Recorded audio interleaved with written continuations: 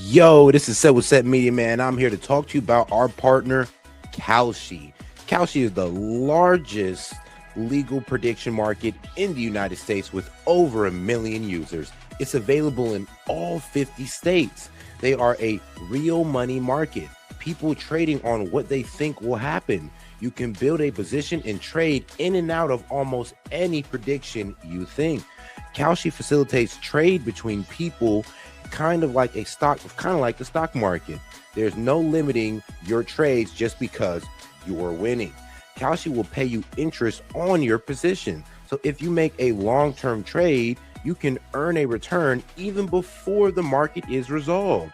If you want to try out Kalshi, go ahead and give them a try, guys, at my link, kalshi.com/setmedia. Get $20 when you trade 20, so it's 20 for 20, guys. Once again, that's kalshi.com/setmedia. Go ahead and use my code setmedia to get $20 when you trade 20. Let's go ahead and take a look here at Kalshi, because like I said, it is a trading market where you can put in your prediction and you can go ahead and earn interest on that. You can make money off the knowledge that you know, and if you put $20 in, you get $20 back. So all right, guys, make sure to go check out my guy at Kalshi, because you can get in on good trades like who will Trump nominate as Fed chair, will Ali Khamenei be outed as the supreme leader, and will the US confirm that aliens exist before 2027. So if you want to get in on this action, once again, go ahead and go to my partners at Kalshi. Go ahead and use the link, or you can hit the QR code above and use Set Media to go ahead and get $20 when you trade 20. This is Set from Set Media, and shout out to Kalshi.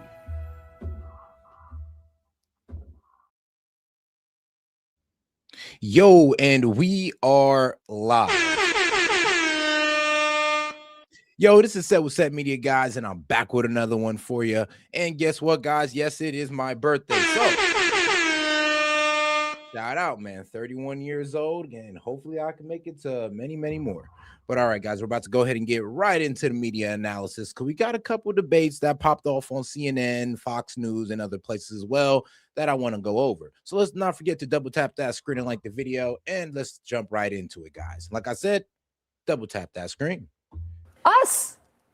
This is a war of aggression. What is international law? Who's enforcing international law? Who is the aggressor here? Us. We are the aggressor. Can you name a single political concession we've gotten from them? Anything at all? What are you talking about? Any political concession? So you can't name one. So here's what we're doing. No political concessions. When you get up past your bedtime, you get hyper. Here's the deal. We are. You call piracy in like week. if words don't have any meaning, but like we have sanctions against these vessels, and Name one political concession. Name one political concession. Good evening. I'm Abby Phillip in New York. Tonight, a new question. Just how popular is this war with Iran? President Trump says that the war with Iran could take days at first if he wanted to, but then he said it would be weeks. And now he says that now that it's carried into its third month, despite higher gas prices at home and plummeting polls at home as well, Pete Hegseth is saying that America is right behind the president. When I talk to Americans, and especially when I talk to the troops, they are grateful for a president who has the courage to take on this threat after 47 years of what Iran has done, targeting and killing Americans. What I'm concerned about is we are not safer. And I would just like to know why you have not sought the support of the American people. And 3 out of 5 Americans are against this war today. Yeah. I believe we do have the support of the American people, and we have briefed regularly what. I'm sorry, but you're losing the support of the American people, especially since people are seeing close to $5 a gallon on the east side. Like, guys, I just went to go fill up $4.79, which, I mean, guys, yes, I can afford it, but bruh, I'm paying $4.79 on my birthday. That's tough. That's tough, but still a good day. What this mission looks like and why it's critically important that we undertake it. You don't care whether When the American people support this war. the American people are quite smart. They understand and see through spin. They know that a regime that says death to America. That's Hey, shout out to my man Noah Jordan for the baller alert. All right, he says, happy birthday, Set. Hope your birthday wishes for the bullshit war to be finished. Man, I wish it would end today, man. Look, if it had ended today, I wouldn't have been paying $4.79 a gallon for gas on a full tank. And my tank holds about 12, so you do the math. It wasn't very nice. Well, Seeks 15. nuclear weapons and And the at ability what to deliver. cost? Did they lie about the range of their missiles? Dog. Yeah, Pete Hegseth wasn't acting macho. He was playing a macho person on TV. He is not actually macho. We are dealing with a war that is failing on a daily basis as Donald Trump has taken his machismo. because he was performing. It was a performance for He's the Donald expert. Trump. Didn't you know? I was It's a wondering. performance for Donald Trump. That I always mean, gotta Donald get. Trump is very impressive. He's taken his two largest campaign hold up. promises. No new Hold on, man. Hold up. Shout out my man Monty. Ain't no way. Shout out Monty, dog. Hold up. Happy birthday. He said, hopefully you can get gas. And my man sent a $500 on the Venmo. And shout out to my man Gaming, man. Hey, yo, bro, Gaming. You know I always appreciate. He said, sorry I don't have more, but remember, old is the gold. Gray hairs is the gold. Congrats, man. Hey, facts. I appreciate that, dog. Hey, man, I truly appreciate you guys. And you know, and I don't say this enough. I really don't, but I truly do appreciate you guys. No matter the arguments we get into and heated exchange, you got to honestly understand. I appreciate you guys. I honestly do love you guys, regardless of our disagreements. Like, outside of all this, guys, I truly do see you guys as dear friends. But all right, now enough with all that sappy stuff. Let's get right into it. wars and lower prices, ending inflation, and he's messed both of them up. He started a new war that spiked inflation, and now this war is actively failing. An interesting statistic is that Americans have spent collectively $23 billion extra dollars on the gas pump, and that's money that could have gone towards daycare, towards childcare. We'll sit here and you'll laugh at Americans spending money, but the reality is we are failing this war. The purpose of a war is to extract political concessions from the enemy. Can you name a single political concession we've gotten from them? Anything at all? Or are you talking to Any political concession? So Because you can't name one. So here, Nah, I ain't gonna lie, bro. Bro is on his ass. Like, do you see how he just looking at him directly the entire time? Like, so you got a concession? You got anything? I mean, you know what? When I was watching this the first time, I was like, I would not be surprised if Scott Jitten got up and Loki got in his face, because he is Loki, like in his face, trying to grill him. But he has a really good point. Can you name any concessions? And right now, we cannot name any concessions that Iran is giving us. They're playing hardball all the way through. So here's what we're doing. No political concessions. When you get up at past your bedtime, you get hyper. Here's the deal. We Let's not have a clear issue You're here. shaking, bro. We Your have a hand's clear shaking. issue here. Come on. No nuclear weapons for the largest state sponsor of terrorism in the world. Period. Full stop. The president believes, and he may be right. I spoke to a retired. I'm gonna go ahead and do the first hour. We're gonna do reaction first hour, and then I'm gonna go ahead and bring on some of you guys on. Get that call-in line. Admiral today, Mark Montgomery, who's at the Foundation for Defense of Democracies. They think the blockade is actually more effective than the military campaign. And a little patience on the blockade here, where we cripple the Iranian economy, where we kill their currency, which is happening as we speak. I mean, I ain't gonna lie. We've been killed their currency. Ben did it since December. Since December. That's why that protest popped off, because we destroyed their currency. So that's already been accomplished. So if that was the goal, trust me, we knocked that out like a month ago, 2 months ago, actually. Well, my bad, 4 months ago. So shout out to that. But here's the problem, though. They're still able to fight, even though with a crushed currency. And they can still, export oil and other things through the Caspian Sea, which is north of Iran. So yes, they still have the Caspian Sea, and they still have a railway with China. Now, you could say we could destroy this railway, but the problem is, I mean, we better catch it before it gets out of Iran, or we're going to be dealing with China.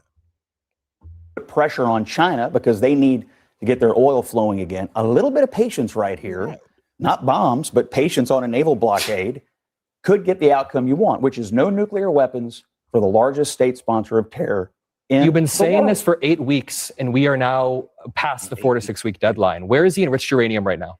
It's under rubble. Where is it right now? In the United States or Iran? Iran still has the enriched uranium. They still have the scientists scattered across their country, and they have all of the blueprints in the cloud. You can sit there and act confused, but you can't name a single political concession it's that not we've over gotten yet. from Iran. It's not over yet. Okay, but also on that fact, why are we talking about the strategy of this? This isn't a legal war. This is terrorism. We are turning our military into pirates. We are seizing civilian vessels. Additionally, Sanctioned Iranian vessels that have gone through a DOJ process. And here's the thing, I always like to be a little bit charitable, but yeah, that's the problem. Putting a blockade on top of a blockade wasn't the best move, because now, I'm gonna be honest with you, nothing is getting through. So no Iranian ships. I mean, the shadow fleets is somehow still getting through, but no official ships by a nation are getting through the Strait of Hormuz because of the Iranians, and the Iranians can't really get through too much through. Not even really the shadow fleets, because those are barely making it through because of the naval blockade. And the problem is that the Iranians don't want to talk until the naval blockade is released. So if we don't release that blockade, well, the Strait of Hormuz stays closed or shut down by the Iranians. Now, what is Trump going to do? Is he going to fight for the Strait of Hormuz, or is he going to back off and just let Iran be I wouldn't say new rulers, but I guess the new founding rulers of the Strait of Hormuz? So we don't want that. We don't need that. But sadly, that's where it's looking like it's going, unless he takes further naval action or just military action in general. We are. You can call piracy in if words don't have any meaning, but we have sanctions against these vessels, and the EU has sanctions against these vessels. In some cases, the UN has sanctions. But one of the most egregious aspects of this is the white Christian nationalist twist that Pete Hegseth has added onto this talk, saying that this conflict that we hold on now. It's the white Christian Zionists. This the Zionist Christian. The Christian Zionists are the one. They're the only people pushing this. And if you're a Christian Zionist, I'm sorry, but you guys are the only people pushing this. The other Christian denominations are looking at y'all like y'all tripping. But you guys are the only ones that's really pushing this. And yes, Pete Hegseth is a Christian Zionist. Goes to a Christian Zionist church and all that. Started, that we have sacrificed our own service members for, is ordained by God, is bombing a school full of schoolgirls ordained by God? Is our prices going up and us not being able to afford an ambulance, we call an Uber instead? Is that ordained by God? In 1983, I was in Beirut when the Marine Corps barracks was blown up by a suicide bomber sponsored by the Iranians. It's not 1983, 230 Marines died. That's awful. That's terrible. But that is not. It's they not also 1983. Took out a couple of dozen at the U.S. Oh no, Gaming. No, you're right. Iranian vessels have always been sanctioned. But remember, we did release some of the sanctions off their oil. So there's that. And then not only that, remember, they have shadow fleets that was able to make it through the Strait of Hormuz. Not Iranian fleets, but shadow fleets that they fake where it's coming from. They fake their geolocation somehow, some way, and they're able to get past with hiding their identity or hiding the fact that they actually came from Iran. That's actually been reported as well. Embassy. Geraldo, we murdered an entire school of children. You can't make two of them. You can't make them, suddenly a victim. Okay, the real question is, what have we got? I actually think the school children are victims. I think the civilians that are dead are victims. Yeah, I do. But hold on, I do think. Look, just to be clear, obviously, Marines being killed is terrible. School children being killed is terrible. But there's a big difference between Iran willfully bombing U.S. military targets and the United States bombing a school and then not acknowledging it, which is its own separate problem. But the school children are civilians. They're civilians point blank. They should never be targeted. We are, according to some people, already at the 60-day mark of this war. And technically, they're supposed to come to Congress on it. Pete Hegseth was questioned about this today. Listen to this. The War Powers Resolution specifies that a war initiated by a president without congressional approval must be concluded within 60 days. Ultimately, I would defer to the White House and White House counsel on that. However, we are in a ceasefire right now, which our understanding means the 60-day clock pauses or stops in a ceasefire. I am crying. So basically, guys, like I said, it was funny how he did him on that. He was like, so look, man, we was under a ceasefire, even though we was doing a complete naval blockade, which is basically a military action. But F it, we was under a ceasefire. So yeah, whenever we started that, we got to set back the clock. So what does that mean? You guys got 7, 8 more days? Because how long we been under the ceasefire? Like a week? So what? I guess y'all guys got 7 more days, according to Pete Hegseth. And I personally don't agree with what he's saying, but I'll let him have it. I'll be charitable and let him have it. But that means you only got 7, 8 days left to conclude this, where you got to ask for Congress to keep funding this war. You're not in. Yeah. It's our understanding, just so you know. Okay, well, I do not believe the statute would support that. I mean, that was essentially how the Obama administration interpreted the statute. And Republicans disagreed with it at the time. 100%. I think it would be cleaner. So just to be clear, it'd be a good act of constitutional hygiene. And it's not, you need to conclude within 60 days. You need to conclude or have authorization from Congress within 60 days. Exactly. So they could come to Congress and get authorization. Why not? Or they could challenge the statute, which, as somebody who has either sponsored legislation to repeal or reform every extant authorization for the use of military force and to reform war powers more broadly, I also have to confess the War Powers Act of 1974, the constitutional underpinnings of that are shaky. It may not hold up. Maybe so, but it's the law of the land, and it has not been. Congress has the power of the purse, and this is the reality: is that if Congress continues to authorize the Department of War, if they continue to pass the, do me a favor and double tap that screen and like the video, guys. Let's get more people in on the conversation by double tapping that screen. National Defense Appropriations Act, they continue to do that. That will They're be not going to shoot down the Defense Act on the basis of a war that Donald Trump is starting. Why would he shoot down all of our the National Defense Act? The National Defense Act comes up once a year. I think it's probably this year. It's usually toward the end of the year. They also are requesting a supplemental. They're requesting a supplemental, but they haven't actually done that fully yet. And I do think it raises the question, do they just get to pause this thing whenever they feel like it, even though there is an active blockade? And a blockade involves the U.S. military threatening with force that if any act of war. Yeah, it is considered an act of war. So how does that not count? I think that interpretation, however, is subject to reasonable acceptance interpretation. If indeed there is a ceasefire, don't you want to encourage the ceasefire? Don't you want to encourage this peace? Yeah, but there's also a naval blockade, which is by definition not a ceasefire. But also, still in war. We're talking legalities when it comes to war powers and all this. This is bird law, right? It is not governed by reason. You can't get.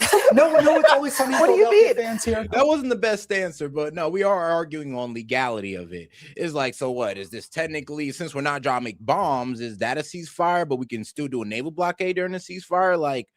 At that point, we're arguing what constitutes a ceasefire. And if that's the case, then I'll just give it to Hegseth. I'll be like, all right, man, if say plain semantics, we'll go ahead and let y'all continue y'all little bombing campaign. But we're just going to say you got like 7 days left. And I'm not sure what you can do within them 7-8 days, but hopefully you get it done because then you got to go to Congress. So Lord knows Congress ain't giving it to y'all. Can I just take it back? Wait. What do you mean by bird law? I mean that when we try to apply like normal rhetoric, normal logic, normal dictionary definitions, as we do in a democracy. Like we're not Iran. We don't get to just ignore the law. The international legal repercussions, right? If we're talking about that, what international legal repercussions? This is a war of aggression. What is international law? Who's enforcing international law? Who is the aggressor here? Us. We are the aggressor. We Iran? launched this war. Yes, just because Iran exists. I ain't gonna lie, this language is starting to get dangerous from the right when we're kind of just saying F international law whenever we want to. Because it's like, think about it like this. Like we don't even have an argument against Putin no more. Putin went in there and invaded Ukraine. We went in there and preemptively struck Iran. Like we have no grounds to argue. We lost the moral argument. So at this point, it's like, maybe we should stop saying F international law. Who's going to check us? Because then when China and Russia does it, then who are we to say anything about it?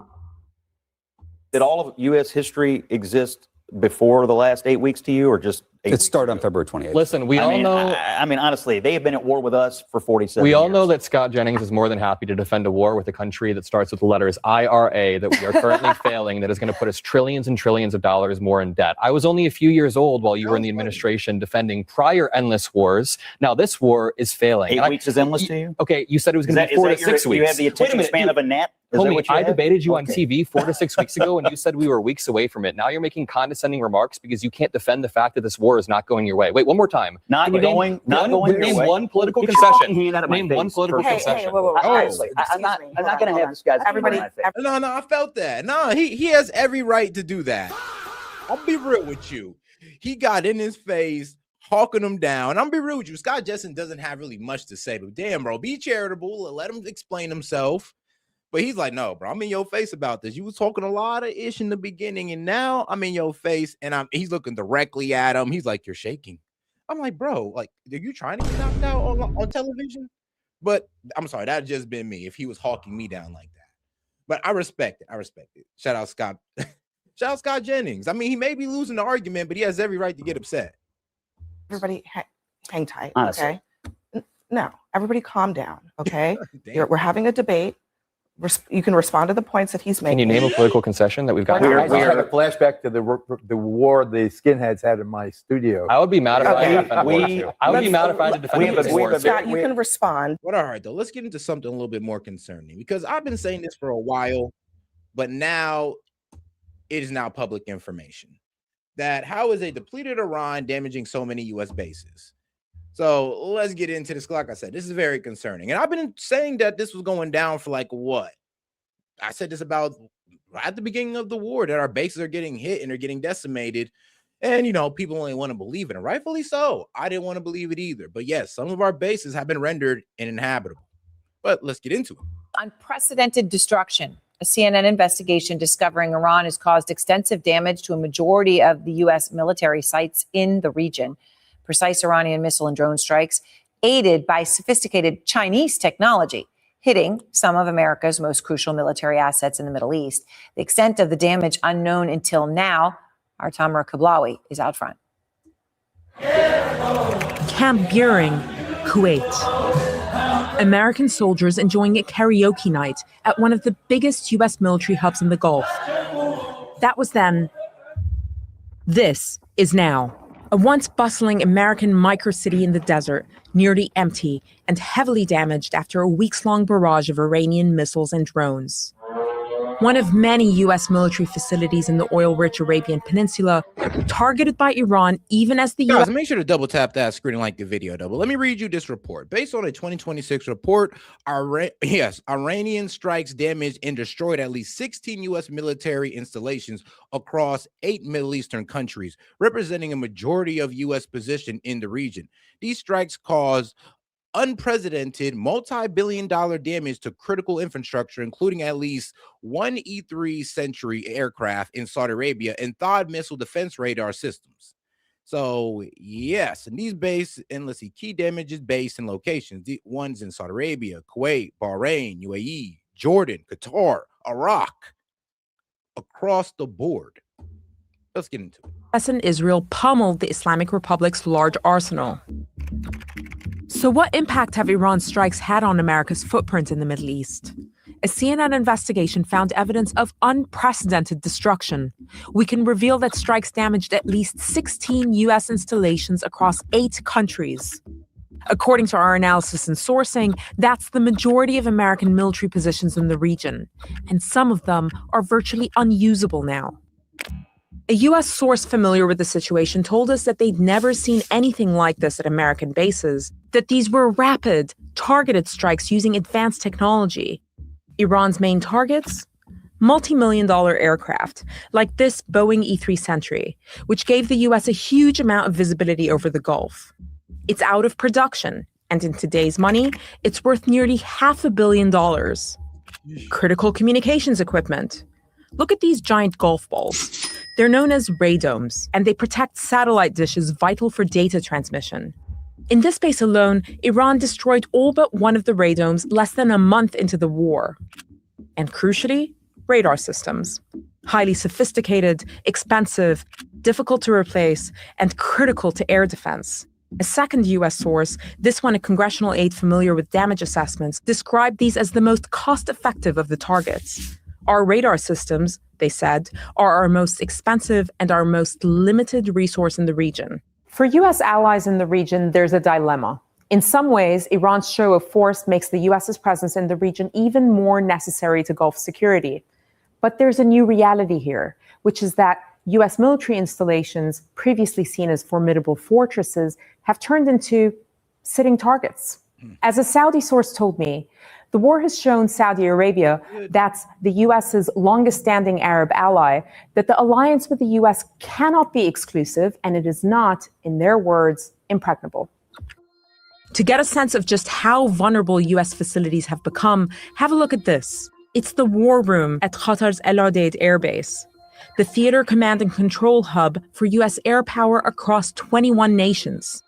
Struck not just once, but twice. And according to a U.S. source, causing significant damage. The base had been largely evacuated at this point, and no casualties were reported. Iran's visibility over its targets has never been clearer. In 2024, you know what's so crazy about them finally reporting this is that they're like 6 weeks late, bro. I've been telling you guys this for like literally like last month. Actually, I was telling you guys this since March, that our bases are getting decimated out there as this war continues. And sadly, I was honestly hoping that I was wrong, but to be real with you, I kept hearing it from reputable sources, but I never heard mainstream media report on it. Well, until last night, and here we are, dealing with that reality that yes, they were able to strike our military bases throughout the Middle East and cause significant damage. Now, does this mean that Iran's winning the war? Of course not. Of course not. But it does show that our government is hiding the results that are out there in the battlefield. According to the Financial Times, Tehran secretly acquired a Chinese satellite known as the TEE-01B, a massive upgrade from its own satellites. Oh, yes, guys. Yeah, it is my birthday today. So appreciate the support, guys. And yes, shout out to being 31. 3 decades and 1 year of living and surviving. That means that Tehran went from looking at images of this quality to this. This is the first time America has fought an adversary with satellites that capture high-res imagery almost as detailed as its own. As the scale of the damage comes into focus, many will wonder whether America's presence, once a protective shield in the Middle East, has turned into its Achilles heel. Responding to our findings, the Pentagon. You know what? I know what you're thinking. Like, come on, S.E.T. It's CNN. And I get it. I get that criticism. But this is also coming from the New York Times, the New Republic News. Like, it's coming from multiple sources, guys, like from the right and the left when it comes to media. Times of India, certain YouTube channels have been talking about this. I mean, I can give you multiple sources, guys, multiple sources from not only the Middle East, from out there, from like places like Turkey Today, like Iran damaged majority of U.S. military sites in the Middle East, but all the way out here to guys, like I said, guys like CNN and the News Republic. So, nah, guys, it's not just something that's being told on the left. It's being told on both sides, both on independent media and not really out there on TV, but as you see, New York Times and all these other guys want to write about it as well. So, like I said, this is not coming from CNN, guys. It ain't just coming from me. This is coming from multiple reputable sources. Pentagon officials said that the Defense Department does not discuss damage assessments, but that U.S. forces remain fully operational with the same readiness and combat effectiveness.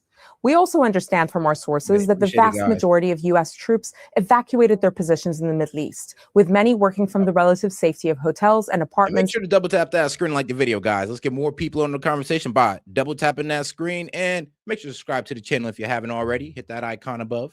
In the Arabian Peninsula. What stands out to you about all this? Well, Aaron, what's interesting is that the U.S. intercept rate is likely somewhere in the 95% level. Right. Shout out to my man. Okay, so shout out to my man Monty. I just caught it. He said it on a Rumble Range. He said, when China and Russia decided to play games, we can do whatever we want about it. Fuck international law. We're the only ones that enforce it. I mean, no, that's absolutely fair. That's fair. You got not like I know a lot of people think, oh, Monty's always disregarding international law, but you got to be honest though. When Russia and China are literally helping these guys out, I mean, can we really abide by national law when we're knowing they're getting, support from them? And let's be real, closing down the Strait of Hormuz, that's also breaking international law as well. So both sides are not giving a damn about international law. And that's the problem with this war, because it's exposing that international law really don't mean nothing at the end of the day. When both sides are breaking international law, it's just like, all right, well, what does this even mean? And once again, who enforces international law? Oh, yes, we do. So if we're the ones breaking it, then who checks us? Nobody? Then what is international law really? Right now, these look predominantly. I'll be fair.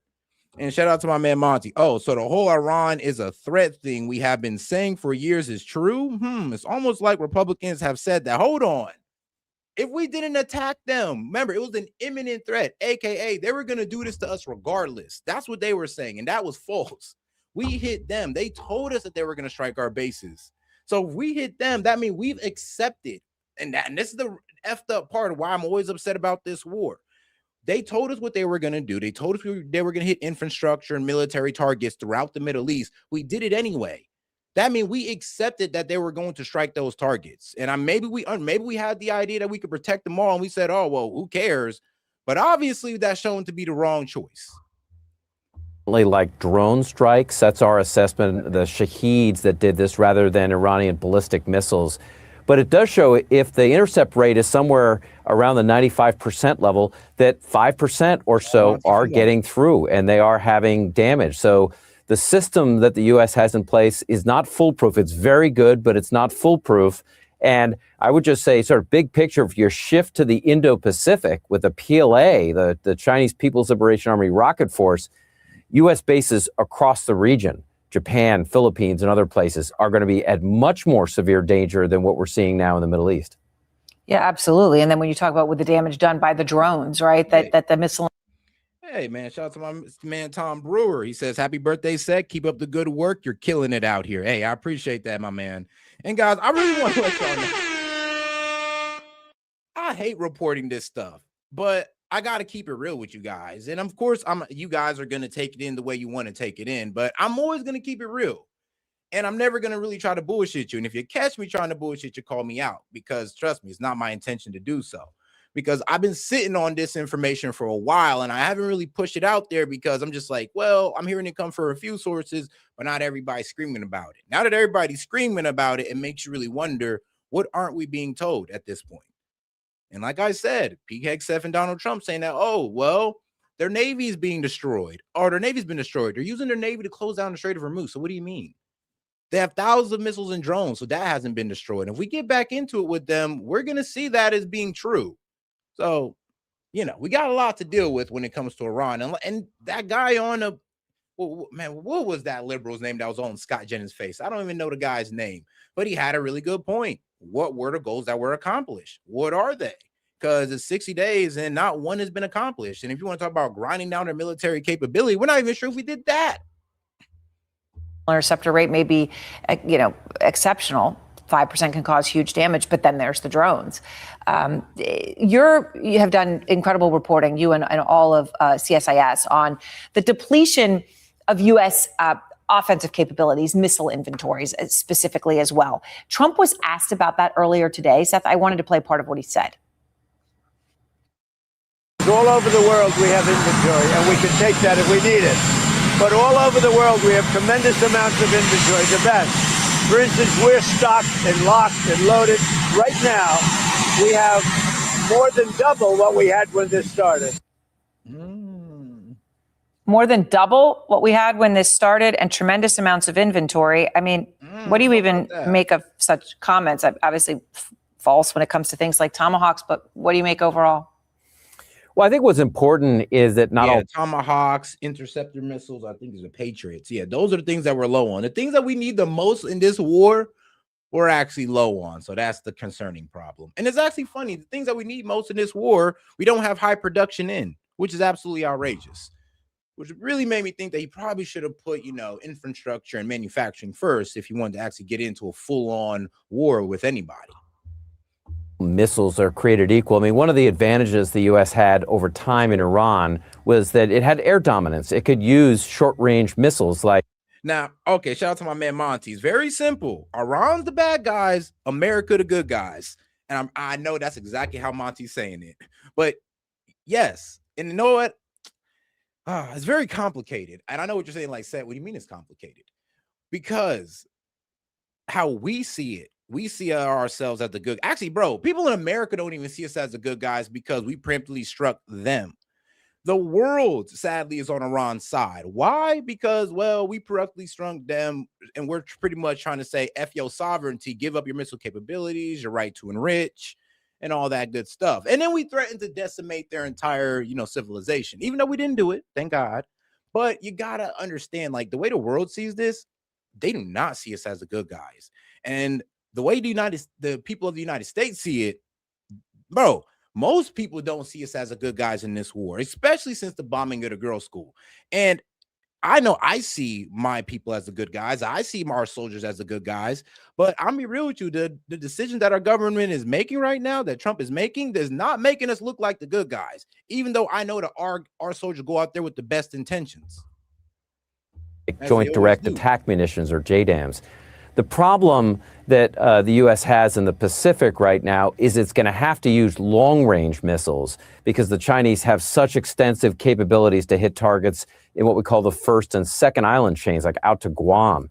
And there, the U.S. stockpiles of long-range munitions, like Tomahawks, like JASSMs, like long-range anti-ship missiles, LRASMs, they are in very limited supply right now. And the same thing with the interceptors. So what really matters in this discussion is not missiles per se. It's not helpful to talk about missiles in general. It's the missiles you need to deter in specific situations. Which I think is just so crucial. And what you lay out there is so important. And it's important for Americans to understand all of this and the truth. Obviously, you know, what he said there is at best extremely misleading about something so important for national security. He also talked today, Seth, about something about Iran, right? What does Iran really have left? Okay, the military. And he was very specific. Here he is.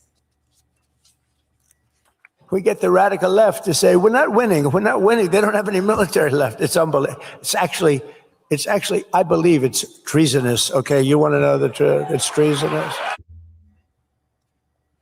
And he said that Iran they've got nothing left. Okay, you've looked specifically at that, and you found that Iran does still have a lot left when you look at drones, you look at missile launchers. Yeah, this comes from our own intelligence. So our own U.S. intelligence and, well, the CIA wing of the Pentagon, which is the DIA, Defense Intelligence Agency, both of these guys are telling us that actually Iran still has a good amount of their Navy left. They still have thousands of missiles and drones that are still a problem. Oh, yeah, and they have these underground bases that we have no way of hitting, and they're still able to make drones and missiles under these bases. Oh, and did I mention we have no way of hitting them? So, yeah, we got a problem here. And this is what our intelligence is telling the president. Like, and apparently they're just not trying to hear it. Aaron, I mean, look, there's no question, first of all, that Iran has its capabilities across the boards are degraded.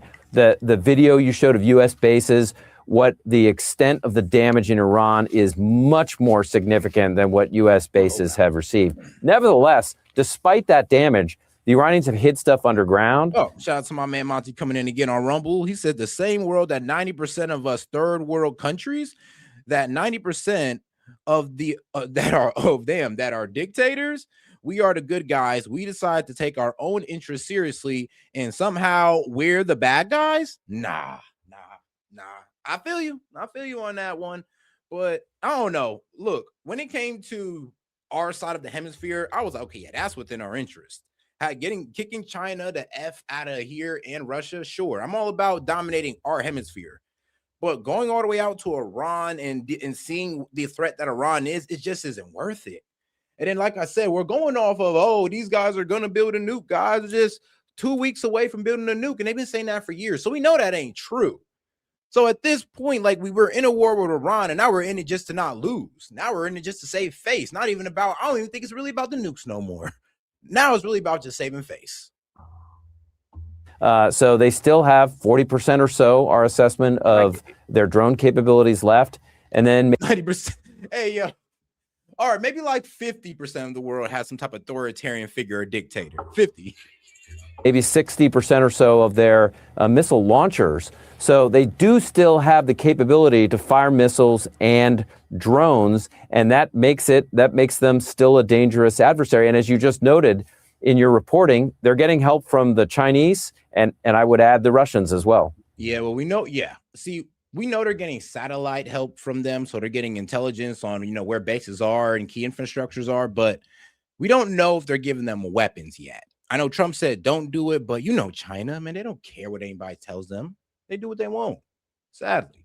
But all right, though, let's get over to Fox News and let's see what they're talking about. Whoop. Oh, double tap that screen like the video, guys. Appreciate the support. Brutality of the Iranian regime. On display once again, they executed another young protester. Meanwhile, President Trump confirms talks to officially end the war have been ongoing by phone, and he's standing firm on his red line. Madeline Rivera joining us now from Washington with the very latest. Good morning, Madeline. Hey, Maddie.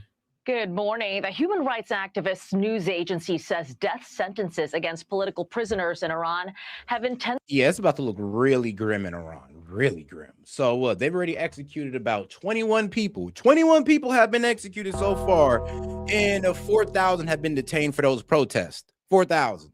What you think gonna happen to them 4,000 guys? That's all I gotta say. What you think is gonna happen? Because it's about to get real bad. Intensified since the conflict began on February 28th. And among those who have been put to death. That's why the IRGC is not the good guys. I hope you guys understand that. That's why I'd be crazy, because there is people who cheerlead for the IRGC. Low-key want them to win. I don't want them to win, but I will honestly report how they're doing. And right now, the IRGC is just as savage as they've ever been, but they're still holding up a pretty good mosaic defense. A 21-year-old athlete from Isfahan. The agency says Sazan Junakhani was executed on Thursday after he was arrested during the protests back in January. The alleged execution comes as the U.S. and Iran struggle to reach a deal. Iran's state news agency says a proposal to end the war was sent to Pakistani negotiators earlier this week, but President Trump calls Iranian negotiators disjointed, indicating there are several factions within the regime that want different things. Iran wants to make a deal because they have no military left, essentially, and they want to make a deal, but I'm not satisfied with it. We have great respect for Pakistan and Islamabad. They're working with us. They continue to work with us, but the trip is a very long one, and we're doing everything. Oh, shout out to my man Monty coming in on Rumble. He says China, dictator; Russia, dictator; Iran, dictator; North Korea, dictator. When they condemn something, you can bet your ass it's in our interest to do the opposite. And I mean, look, that's true. That's true. But here's the problem, though. Due to this war, we might actually be handing more influence over to them in the Middle East. And if that's the case, I ain't gonna lie.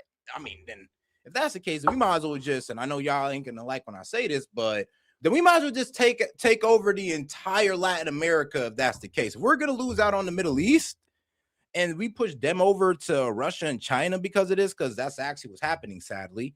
But if that's the case, we just ruin everything in the Middle East, then, I mean, we have no choice but to take over South America and Latin America. And it's not what I want to do, but, you know, the economic future of my people is a little bit more important than, well, y'all sovereignty. I know, it's just fucked up for me to say. I really don't want to have to come to that, but that's what's going to happen if we get kicked out of the Middle East. We'll just find another, well, countries to kind of own.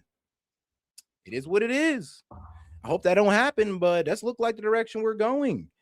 And here's the problem. Like I said, no, Monty's right. These guys are ruled by dictators. You know what? Maybe we should just let them be one big dictator gang over there on the Eastern Hemisphere. Let them have it. Let them have it. Because right now it's too much for a struggle to hold on to it. In terms of negotiating right now, in terms of the negotiation, I'm low-key halfway joking about the taking over Latin America and South America part. I'm like halfway. Like, just think about it. Just think about it. Telephonically.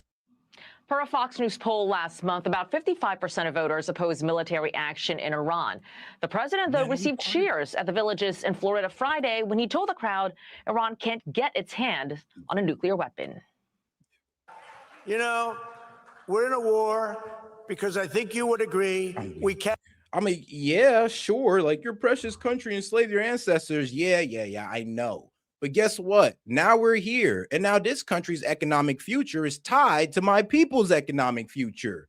So, yeah, I have no choice but to care. Like, why wouldn't I? And why wouldn't I put that above all else? I do love my American people more than any other people. Like, trust me, I love people of the world, but I love my people over all them. And if I got to put my people's interests over the rest of them, over the rest of the other nations' interests, it is what it is. So yes, that's just where my loyalty lies. Cannot let lunatics have a nuclear weapon. Do you agree?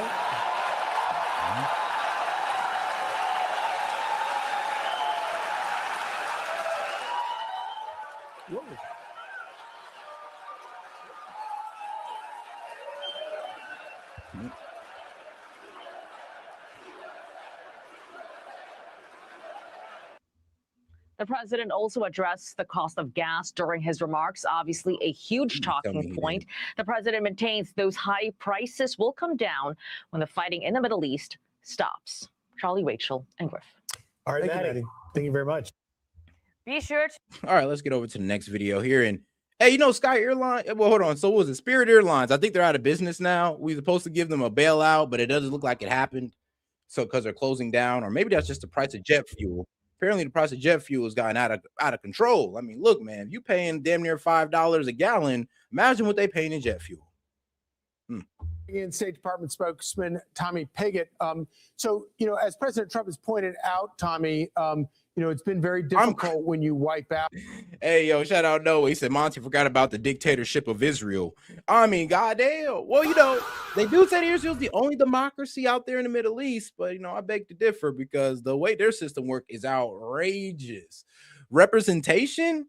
All right. What about representation for the Palestinians? Is that too much to ask for since y'all a democracy? Like, but, oh, I'm sorry. That's anti-Semitic. I'm sorry, guys. Out the entire top level of leadership of Iran in terms of like who you even. Oh, make sure to double tap that screen like the video, guys. Let's get more people on the conversation by double tapping that screen. Appreciate the support, guys. Let's keep it going. Negotiate with, but it does seem like the president has found people to negotiate with. Those negotiations might be a little bit stalled, but at least they're dealing with people. Where are we right now with those negotiations? Well, look, as the president indicated, we are in a situation where talks are ongoing. We're continuing to engage, but the president is not satisfied with what he has seen. Gotcha. And he has been crystal clear about the objectives here from the beginning of this operation, but also from the beginning of this administration, even before. And that is the reality that the Iranian regime cannot be allowed to have a nuclear weapon. And the decisive outcomes we've seen from Operation Epic Fury have already made the world safer. The fact that we've seen the decimation of their military, the decimation of their navy. But President Trump has been clear he's going to see this objective be fulfilled, that the Iranian regime cannot have a nuclear weapon. Obviously, the game. I mean, look, nobody wants the Iranian regime to have a nuclear weapon, but the problem is they were never going towards one. We had never have proof that they was progressing towards one. We're just pretty much psyched out over the fact that they got, what, 6% enrichment that they had since 2021. So if they was going towards that bomb, I'm sorry, but they'd have been did it. And I mean, bro, if they was really wanted it, they'd have did it under Biden while, like I said, he was distracted with Ukraine and Afghanistan. That was the perfect time for Iran to pop off with a nuke. But they didn't because they never wanted to have one. And it was using that 6% as a way to pretty much hedge, or pretty much using it to hedge or using it as a deterrent. So one, America won't attack them and they can get back into the JCPOA to give it up. Now, obviously that did not work, but that was the plan. It didn't work, but still the plan. Hey, shout out Couture Leotard. Hey, appreciate you, sis. Drinks on me for your B-Day. Hey, I shout out. Hey, I appreciate that. I don't do too much drinking, but F it. I'll get a shot. I'll get one shot for today. Danger here has been his handling of the Strait of Hormuz. Everybody is paying something of a price of having the strait shut down. I would argue that no one is paying a heavier price for that right now than Iran itself. Where are we in terms of negotiating a way to reopen the strait? Well, 2 points here. First is the fact that as part of Operation Economic Fury, we are seeing the Iranian regime lose hundreds of millions of dollars every single day. This blockade being a part of that, the fact that we've had maximum pressure sanctions to make sure that they cannot have funds to fuel their illicit activities. That has been something that's been going on from the beginning of this administration and continues, including recent announcements from the State Department and Treasury Department this week on that. On the point in terms of the Strait of Hormuz, the Secretary of State describing just a few days ago how we're not going to be in a position where we normalize the Iranian regime thinking that they can decide who goes through the strait. That is not going to happen. The president having that. I mean, here's the thing, though. It wouldn't have been normalized if we didn't start this war. That's the problem. And that's what Democrats are always going to stick on them about. Is that, if you didn't start this, we wouldn't be dealing with any of this. All of this wouldn't have been a problem. If you actually got into some type of diplomatic relation, get him under a stricter version of the JCPOA, all of this would have never happened. We wouldn't have been dealing with nothing. But now we're over here, trying to economically starve Iran, which we've been doing since last year, and while also economically starving our allies at the same time. I mean, this is not a good position, but I mean, I guess it's the best position that Trump could have, come up with, or I guess the generals. blockade of Iranian ships and Iranian ports. We're seeing that, but also the president unleashing American energy, building a strong and resilient economy. And we're seeing many tankers actually come to the United States. And shout out to my man Monty, bro. How's it going? What's up? I'm not gonna take up too much time, and I'm not even gonna talk about Iran right now. I want to address, if you can find it again, that comment. The same country that put your ancestors in slaves or in chains. Oh man, so the same country that quote unquote put his ancestors in chains is the same country that laid the framework for slavery to be eradicated. You dumb fuck. Yeah, The same country that went to war with itself to end slavery. You dumb ass. Shout out Monty. No, like it pisses me off when I hear someone, oh, I can't, you're not allowed to have your country's best interests at heart and have an opinion about it, because the same country that you're expressing that opinion in had slavery along with 100% of every other developed country in that time. I know anything. They always leave out the bad stuff. They always leave out the good stuff. My group of, shout out to the black people in America. African Americans are, well, pretty much the most wealthiest group of black people in the world. We have the highest standard of living in the world. So, there's that bad, but there's also a lot of good. And not to mention, I made a joke haphazardly about how 90% of the world is a third world country. Our fucking homeless folk live better than 99% of the world. People want to complain about the 1%. This entire country is the 1%. We are at the top of every metric when it comes to standard income, when it comes to happiness, when it comes to all this fucking shit. So when you want to sit here and bitch about something that happened 200 fucking years ago and ended 150 something fucking years ago, cry me a fucking river. If you don't like it, go to Africa and see how they treat your ass. Meanwhile, I'm over here in my backyard making napalm. I'm done. But anyway, yeah, I do want to come on and give a shout out to S.E.T because he was right. I like to have my stuff on record. But yeah, the U.S. bases were damaged. I was thinking that they stopped bombing immediately after the initial outset. So that's where I was getting my information from. But no, they kept bombing. Now, a lot of what it looks like they hit wasn't necessarily... this is based off of Fifth Fleet's own assessments. A lot of what they hit wasn't actually like jets and everything. It was to blind our satellite tracking capability. Yep. So, but yeah, S.E.T was right. The sources that he was looking at was saying the right stuff. We did get pretty tore up in the outset. It seems like they basically mutilated our capabilities to see, and then struck immediately after that. Yeah, with a bunch of drones. And that's why when U.S. intelligence came out with their assessment, they harped on the drones really heavily because they were like, bro, these drones fucked up our radar. Like, we need to take care of this. Yeah, that's what I was reading too. It was like, even from Fifth Fleet, they were like, nah, the drones was really what's doing the work, and it's kind of annoying. Yeah. Yeah. You're always going to have lasers. Yeah, we're always going to have an asymmetric fucking fight against us anytime we fucking make war. So I like this yes, while it's expensive and it damaged a whole bunch of bases, what they're leaving out is that right after the initial service members died, they fucking got their shit together, moved people out of the bases.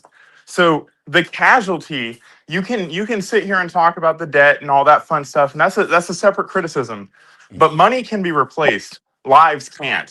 And when we start doing infrastructure tallies, Iran is lopsided. When we start doing loss of life tallies, Iran is lopsided. When you actually assess who has the control, a toddler can scream and shout while they're in the corner in timeout. That doesn't mean the toddler is winning. I hear you on that one. I think the problem is the escalation control that Iran has on this. Yeah, they absolutely, like, anybody that thought that a protracted fucking military engagement was just going to go off seamlessly and flawlessly and be a fucking board wipe, and we were just going to get the That fucking president nukes. was wrong on that. Yeah, like I don't sit here and judge a country's winningness or losingness. Like you can do the same thing in Ukraine, right? Well, like we've been guilty of this.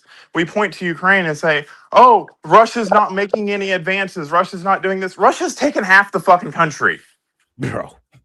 It's just like, and I want to get back to what freaking Monty was saying. Look, bro, I'm so sick of the whole.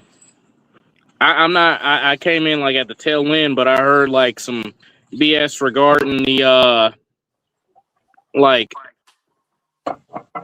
how people live over here in the U.S. That's why I answered on with, bro, I'm in my backyard making fucking napalm right now.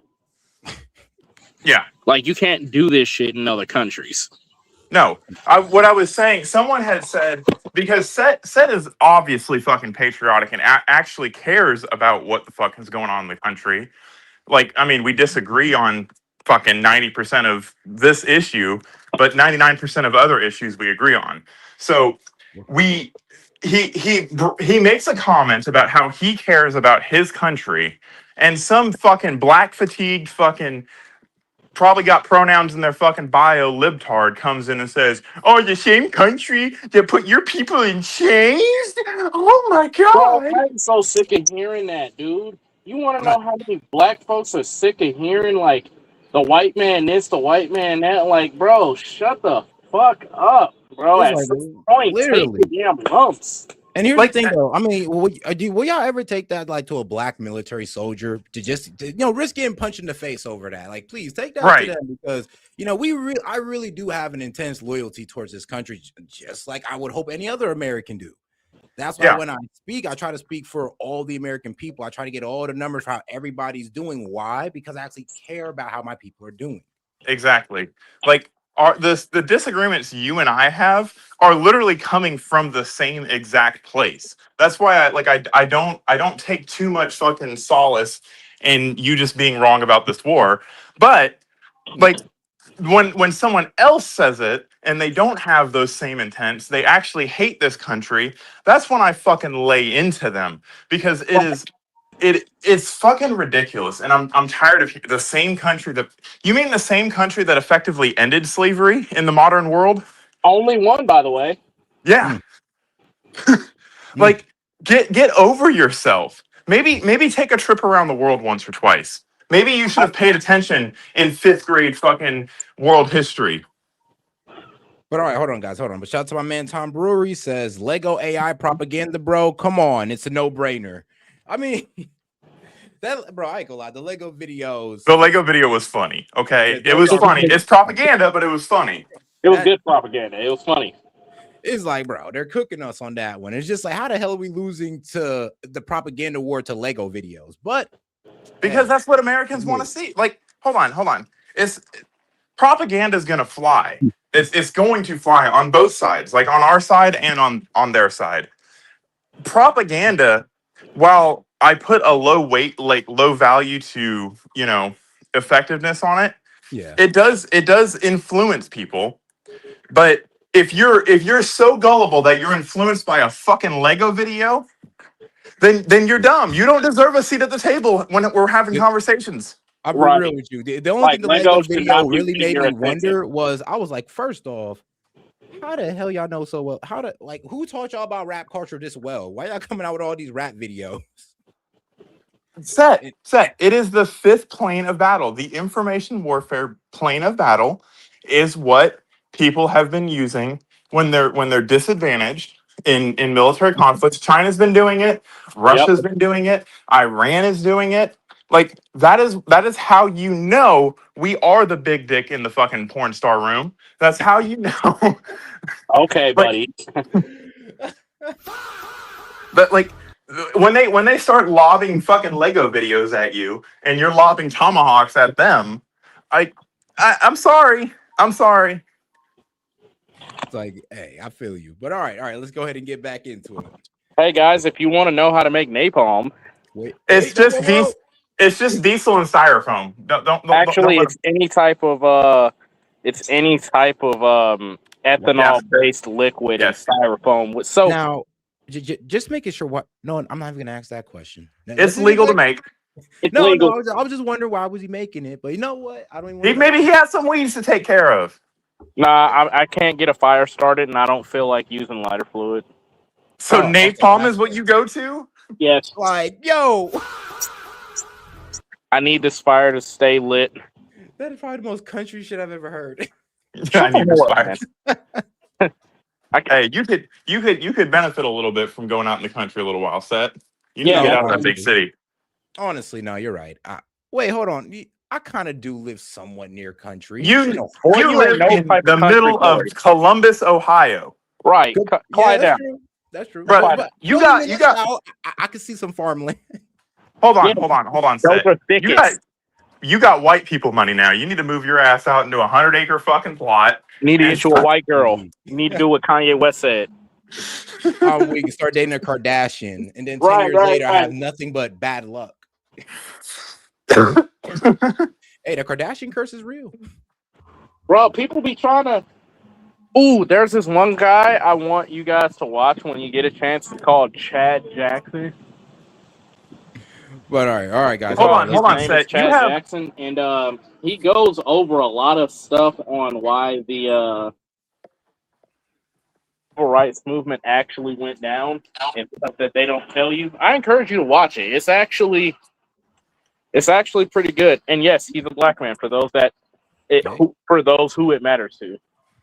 Hey, on a separate note, if you guys really want to watch something fucking provocative, watch For All Mankind. It's about the U.S. space race. If Russia would have got to the moon first, like what would have happened? It's good. I've only watched like season 1 of it, and there's like 5 seasons of it, but it's really good. It's all hypothetical, but it's good to think about. Well, Monty. First off, do you believe that we went around the moon? Hell yeah. Yes, we went. Yeah, we went around the moon. Good. Okay, hold on. I want to address that because I was a little broke when you were making those audacious comments about us not going to the moon, and I was like, damn it, I wish I could fucking say something to this guy right now. The mission was defined to go around the moon. It was not defined to land on the moon. You were like, oh, I thought we were landing on the moon. I didn't know that. All right, my bad then. Yeah. I didn't know it was a recon mission. I literally thought we were just being scary about like, let's go around it instead of landing on it. Like, no, what? so this is Artemis 2, right? Yeah. Artemis 1 was an unmanned fucking capsule that went around the moon. Artemis 2 goes around the moon again, and then Artemis 3 is supposed to land on, or I think Artemis 3 is actually supposed to go around the moon again. I heard Artemis 3 is actually supposed to land. I was hearing them talk about it. They said in like 2028. Yeah. So like, and I can't get into any fucking super details about fucking what we're doing, but like we're going to the fucking moon, my guy. And not only are we going to the moon, we're putting a fucking base on the moon. Hey, let's go. I actually like it. Like and I'm telling you, if you could see the things that I see every day, holy shit. Like I was a little skeptical. I was like, how are we gonna do this? I know how we're gonna do it now. All right, let's go. Shout outs to napalm, war crimes. But all right, guys, burning good, burning strong. All right, guys, let's get into Jesse Waters. Let's see what he's talking about.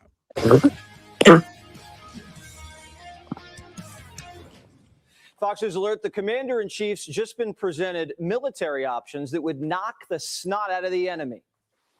Do we want to go and just blast the hell out of them and finish him forever, or do we want to try and make a deal? I mean, those are the options. We should make a deal. Go blast the hell out of them. I prefer not. Forever? On a human basis, I prefer not, but that's the option. Yesterday, the president spent the afternoon consulting his top national security team in the Situation Room. Vance, Rubio, Hegseth, and the CIA director all there. As CENTCOM Commander Admiral Brad Cooper and General Raisin Kane briefed them on strike packages for one final blow. The session lasted 45 minutes. He was reportedly presented with strike options on infrastructure, a ground assault on the Strait, and an uranium extraction. But the commander-in-chief keeping his cards close to his vest. No. That is a lot. I'm like, uranium extraction is crazy. I mean, if we can do it in a spec ops fucking way, you're gonna have some SMEs that fucking know how to handle I don't like that. We're gonna have to have I'm telling constant y'all. air superiority over an area for an entire, like maybe like an hour, maybe less than that. Because our operation. No, I'm telling y'all that's gonna go south. Yeah, I'm thinking it too. If we I don't like that. I mean, if we have to do uranium extraction, that's gonna result in a full blown war. That's gonna be a fucking Black Hawk Down moment, and I don't want to. Beyond that, it's gonna be worse than Benghazi. Jesus. All right, let's get into it. I hope they don't do that. Tell you that the war just hit day 60, and the press is telling the president, "Time's up." Mr. President, it's day 60. Are you going to seek congressional authorization for? Well, no other country has ever done it. It's never been, as you know, most people consider it totally unconstitutional. Also, we had a ceasefire, so that gives you additional time.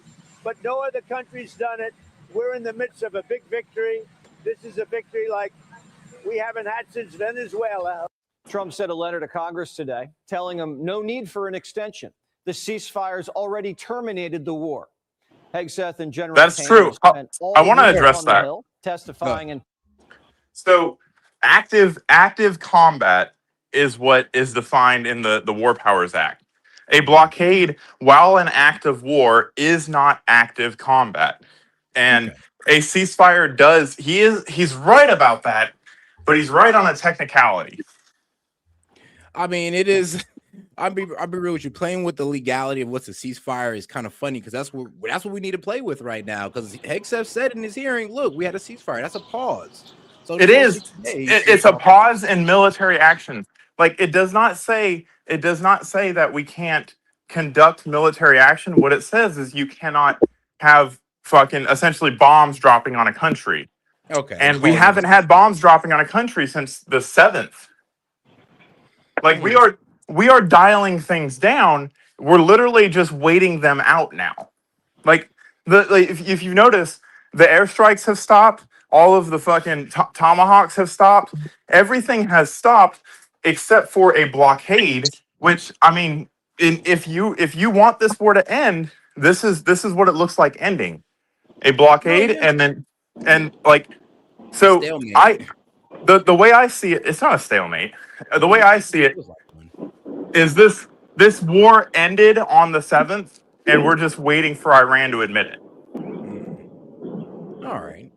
I mean, hopefully, look. I mean, Iran admitting it would be what, like complete surrender, them releasing the Strait of Hormuz. Like, I don't think they're going to completely surrender. I think we're going to take something on the chin for this. I don't know what it is. I don't think it's going to be the Strait because that's too much of a hot button issue for Trump to lose. So I don't think it's going to be the Strait. I think it's going to be something around Iran's fucking foothold on the world. I think Iran's going to get a seat at the table a little bit more than they've had. I think some of the sanctions are going to be released on Iran, but it's only going to happen if they let the Strait go back to the way it was. So in a way, the diplomacy that you want is going to happen just in a roundabout fucking way. Oh, They're basically going to save face. Iran's going to save face and be like, because remember, Iran just wants to tell its people we won so they can keep their fucking regime in control. That's why we said it's not about regime change. Yeah, true. Because look, but then again, a lot of people are going to see it. Well, I don't know. We're probably not going to see it as a loss. But if we walk away and Iran still got their enriched uranium, they still have their regime. They still have Let me say this from a military standpoint. A lot of people from around the world are going to take every opportunity to see anything that the U.S. does other than outright war and total domination as a loss. Yes. People don't even realize that we didn't even lose Vietnam. And that's what I'm trying to get at. Unless we completely fucking wipe the board with somebody, we have quote unquote lost a war. But the only reason we apply that fucking thing to ourselves is because that's what we normally do. We normally just go into a place and fucking wipe it out. But we also normally fucking fight in third world shitholes. We don't fight countries like Iran. We don't fight countries like Russia or China. We're fighting all three right now. Yeah, that's true. But and look, here's the problem though about this whole. I would say, oh well, if we don't completely decimate them, that like everybody's viewing us as, oh, if we don't completely decimate them, we're losing. Nah, I think people are kind of seeing this as like, look, you guys talk about nuclear enrichment and all this good stuff. If Iran still got that capability, what was this all for? They don't have the capability. Okay, all right.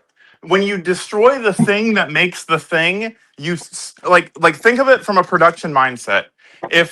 If tomorrow Iran comes and blows up all of our fucking solar manufacturing things, and now I can no longer produce fucking satellites, they've destroyed our production capability. They haven't destroyed my knowledge of how to do it. They've destroyed my capability to do so. We haven't destroyed their uranium because you can't destroy a fucking element. That's the law of conservation of energy. You you can't destroy matter. That's racist. But you can destroy their ability to make more of it. You can destroy their infrastructure that makes missiles. You can destroy their infrastructure that makes drone boats. You can destroy their capability to put those drone boats out in the ocean. And that's the problem there, though. So if we leave and they still have that capability, then what? Is going in my room. All of that is done already. We've already fucking fucked their manufacturing. We've already destroyed their No, I don't think so. They still got all these underground bases. They still have the underground bases are blocked by 10 tons of rubble in front of them. Nah, not the ones in the mountains. Those are still good. No, we destroyed those in fucking last year. Nah, bro, the intelligence reports is actually still reporting that they still have the capability to make drones and missiles underground. Okay. Capability. To take care of that. Capability is not the same as opportunity set. They can still do it. That's not the same as opportunity. Hold on. Like that's like they saying still have their bases inside the effing mountain. The mountain's like an 8-layer. They have 8-layer bases inside of a mountain that we have. So do we. I mean, and when the fucking entrance to that mountain doesn't allow people through it, their capability, they are capable of removing that dirt and that rubble and doing that again. That is where that term capability comes from. But unless they take specific actions to go and do that, Monty? they what? Hello? Oh, I guess bro sound went out. But yeah. No. I'm hearing you on the capability, but like I said, it does still seem like look, and here's the thing, we don't know because the wars it's under a ceasefire. But like I said, according to our own intelligence, these guys still have plenty of drones to fire off. So if that's the case, and we walk away with that still being the case, I could see why people would think we lost this. Hello. I guess you guys sound went out. Wait, can you guys hear me? I can hear you. I can hear both of you fine. All right. I think it's just Monty then. Monty, I think the sound might have went out. But can you hear me? No. Why are you saying no when I'm asking you a question if you can't hear me? I can hear you guys just fine. You interrupted me to say I couldn't hear you. What the hell? All right. Just rage baiting a little bit. What the fuck? No. I'm weak. But so you guys can hear me the whole fucking time. No, but here, this is gonna be the problem though. If these guys still got this missile capability, they still got the Strait of Hormuz under their control, people are gonna see this as a loss. And right now, none of that has been resolved. So the same people that poo-poo everything as a loss. Hold on, I'm not gonna put any fucking capital in the same people that are gonna poo-poo fucking everything Trump does. Like stop fucking taking them into consideration. They are never Trumpers. They don't care. They want the president to fail. They don't even acknowledge him as their president. So I'm not gonna put a whole lot of fucking political capital on the same people that keep losing fucking elections because they can't figure out how to put somebody that can run up against Trump. So look, and here's the thing, I wish that was the case, but this is coming from both sides. What side? Who is saying this on the right? Well, I'm gonna be real with you. I guess you wouldn't consider Tucker Carlson on the right no more. Tucker Carlson. Okay. I know. He's an Iranian agent. Okay. No, he's not an Iranian agent that I know of. But when you group yourself into the same group of Republicans that fucking always, every time they lose an election, they're like, well, maybe we should be more like the Democrats. I don't know. Come on. I think that the whole anti-war position is now being looked at as a liberal position when It is a liberal position. No, It is a it's the liberal common position. sense position because it doesn't help us. Every war we've ever been in has helped us in one way or the Come other. on now. Maybe World War II, sure, but after that, bro, the return just has not been worth it. The Korean War actually did help us. So did Vietnam. It didn't help us politically. Now, Politically I don't is know what about that one. That's debatable, but all right. it stopped the spread of communism. That was the goal of the Vietnam War. Vietnam is not communist. But they are. Yeah, it's kind of hard. But all right. Let's get back. Get back to it. Iran is not going to have the nuclear weapon. That is the stated goal of this fucking war. Iran is not going to have a nuclear weapon. Fucking Russia and China are not going to have the foothold that they fucking have continued to enjoy in. Not to mention, here's the thing, Seth, right? So we get to fight China and Russia without fighting China and Russia in Iran. Because everything that they're saying, it just tells me more about what the real plan is. We get to see how effective we would be against Chinese equipment. We get to see how effective we would be against Russian equipment. We've already established we'll fucking wipe the floor with them. We'll conduct 4,000 bombing raids and one plane will get shot down. I'll take those odds. All right, let's get back to it. Shout out you guys, man. Appreciate y'all for coming up. Briefing senators behind closed doors. Of course, Dickie B's already leaking. I do have the impression from some of the briefings that I have received, as well as other sources, that an imminent military strike is very much on the table, which is deeply disturbing. What about classified? Does Dick Blumenthal not understand? Anyway, the firepower we have in the region isn't a secret. After a 3-week timeout, CENTCOM now has twice the amount of combat power that it did at the start of the war. We have 3 carriers in theater, all assets in pre-strike position. Our sailors aboard the USS John Finn, a guided missile destroyer, have been conducting live fire exercises in the Indian Ocean. They're ready and lethal. Now the Super Stallion is in the region. It's one of the largest and heaviest lift choppers. Man, I forgot to read my man Noah's super chat. My bad, man. He said, hopefully it's charging BB with war crimes. What, man, look, if that is ever within the cards of somebody charging BB with war crimes, too late. He already has. But like I said, though, F international law. And that works out for Israel because they have our backing. Trust me, if Israel didn't have the United States backing, I do think Netanyahu would probably be in jail by now. Absolutely. So that proves my point that I said earlier. We're the ones that enforce international law. What we say is what goes. Fuck international law. Fuck the commie fucking Democrats that would like to see America fail by way of communism, by way of socialism, by way of this fucking kumbaya globalism that doesn't fucking exist. It's like have you seen those fucking TikToks of the red button versus the blue button? Wait, no, I have not. So it's a moral dilemma. So I'll lay it out for you, and I'll give it to gaming as well. It's actually a thought exercise. So there's 2 buttons in front of you, a red button and a blue button.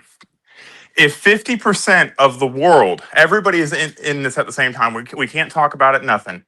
Everybody in the world is given the option between a red button and a blue button. The blue button, if 50% or more of the world presses it, everybody lives. But if they don't get to 50% and more than 50% press the red button, everybody who pressed the blue button dies. Which button are you pressing? Well, damn. So if I press the blue button and majority of the world press the blue button, we're all good. But the red button gets pressed and majority of the people press the red button, or if I press the red button and the people in the blue get killed. Yes. So if that's a more relevant dilemma. I'll take the blue button. You're going to take the blue button. I'm hitting the red button. You have a 100% chance of living if you press the red button. Yeah, but I don't like nobody's death being on my conscience. So if everybody presses the red button, nobody dies. Well, how do we know? You said nobody's going to be in there. Everybody is given the option at the same time. Your odds are you hope that the entire world, 4 billion people, half of the world, presses the same button, has that same sentiment. If everybody presses the red button, nobody dies. Yeah, it's true, but that's a bet though. Now, I mean, all right, I hear you. Now, I get the thought exercise though. Yeah. All right, let's get back to it. Oh, what? And shout out to my man Sid. What's going on, bro? God damn it, Yo, Sid. I just wanted to talk to Monty about this red button, blue button thing. You'd seriously pick the red button? Absolutely, I'd pick the fucking red button. Absolutely. Okay, dude, think for 1 second. This is everybody in the world. Yep. That includes dumb children that are probably just going to press whatever random button. By the way, no. The thought exercise is anybody that's capable of making an informed decision. So no. No, it's everybody. It just says everybody. It's the ones I've seen. But I mean, the ones that I say for and by the argument. way, you have to press the blue button because you're going to live in a world if what is it? Less than half the people press the button, with only the least empathetic, like most deranged people on the planet. Not everybody. The least empathetic. So you're making this. You're doing exactly what the thought exercise is designed to make you do. You're making an issue out of nothing. No, it's not nothing. You'd push the blue button. Then you would die. You would die. It's just the prisoner's dilemma scaled up. And you would die. By the way, yeah, maybe not. What if more people press the blue button? And then, what do you look like as someone that pressed the red button? I look like someone that's still alive. And so does everybody else, if more people press the blue button. But they're not going to. I don't know about that. I promise you they're not going to. Self-preservation is well, they're not going to because it's not ever going to happen. But who knows what would happen? It's kind of hard to know. Yeah, like, explain it again. Explain it again. All right. So there's two buttons. There are two buttons: a red button and a blue button. In order for the blue button to work, more than 50% of the whole world, excluding children that can't make decisions, would die. Or like if it doesn't get to 50.1%, everybody that pushes the blue button dies. If you push the red button, you live. No matter what, you're alive. All right. And all right, shout out to Jay. He's like, what Thanos rabbit hole did we just go down? Goddamn. So wait, you can't. You said the children that don't get to press the button are part of the people that die. You're just the people that don't red herring the fucking argument. Stop trying to confuse people. I'm asking. They're not involved in the decision. Period. They don't live or die. They just fucking exist. So they don't die. So let's say that not over 50% press the blue button. So that just means that half the population dies, or almost half the population dies, but all their kids live. And what, you're just like, you're not going to hire them. All the people that press the red button that don't care about other people. This is literally what the experiment is designed to draw out. Is people like you that want to high road a conversation and make an issue where there isn't one. It's designed to draw out all the people that are super into device signaling, that sound edgy, and want to say they press the red button. I mean, you press the blue button. You have to think about people when you're thinking about half the population dying. Why are you saying it's not half the population? It's not. We but haven't addressed people would press the blue button. You know, and if they do, they're dumb. If they do, they're dumb. People would all press the red button. Yes, I've seen most people say that. I've seen so many different polls with people saying that over 50% saying they press the blue button. So we already know that. Then guess what? If over 50%, if over 50% press the blue button, I have not risked anything. Except, what about this? What if everybody knew that you pressed the red button? Why are you putting hypotheticals in a fucking situation that's not hypothetical? Because the whole thing is a hypothetical. Yeah. So what? You're telling me that I can add to the hypothetical. I can add to a hypothetical to try to high road a situation that doesn't exist. No, it tests the same. It tests the same theory. What if everyone knew which button you pressed? Would that change your decision? It's almost like it doesn't fucking matter because I'm still alive. No, it wouldn't change my decision. Yeah, but the hypothetical literally says that no one knows what button you press. I said, what if everybody knew what button you pressed? What if doesn't fucking matter in this situation. Keep it to one This thing. whole thing is a what if, Monty. This whole thing is a what if. Right. And you're trying to high road it. You're doing exactly what it's designed to do. But if we could all come together, fuck all coming together. Either you live or you die. I'm gonna choose living. You have an option. If you choose blue, you're choosing to die. Dude, you would experience. So let's, if not everybody, if less than 50% press the blue button, you would live in, let's say like 48% press it. 48% of the world population going away would be hell on earth for everybody else that's left alive. So why should I be a part of that 48%? Because you could be part of that 48%, or you could die after the entire civilization collapses because 48% of the population just died. But you don't So know you what could pick which way you want to die, really. I mean, maybe Monty, you could like rough it out, and you could just be like this rugged man that takes care of everybody around you and stuff.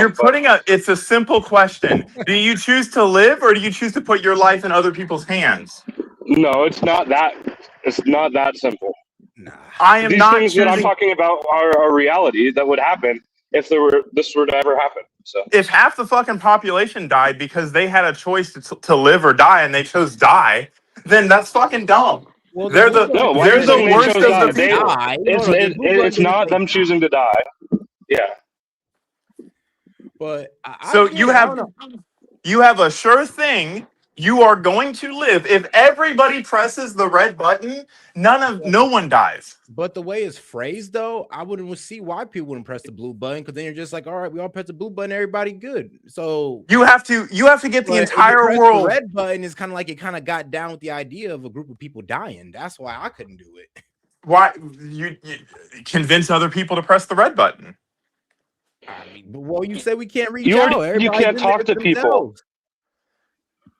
Like morally speaking, I would just have to press the blue button because I'd just be like, well, I can't have people's death on my conscience, so I'm just gonna press the blue button and hope everybody works it out.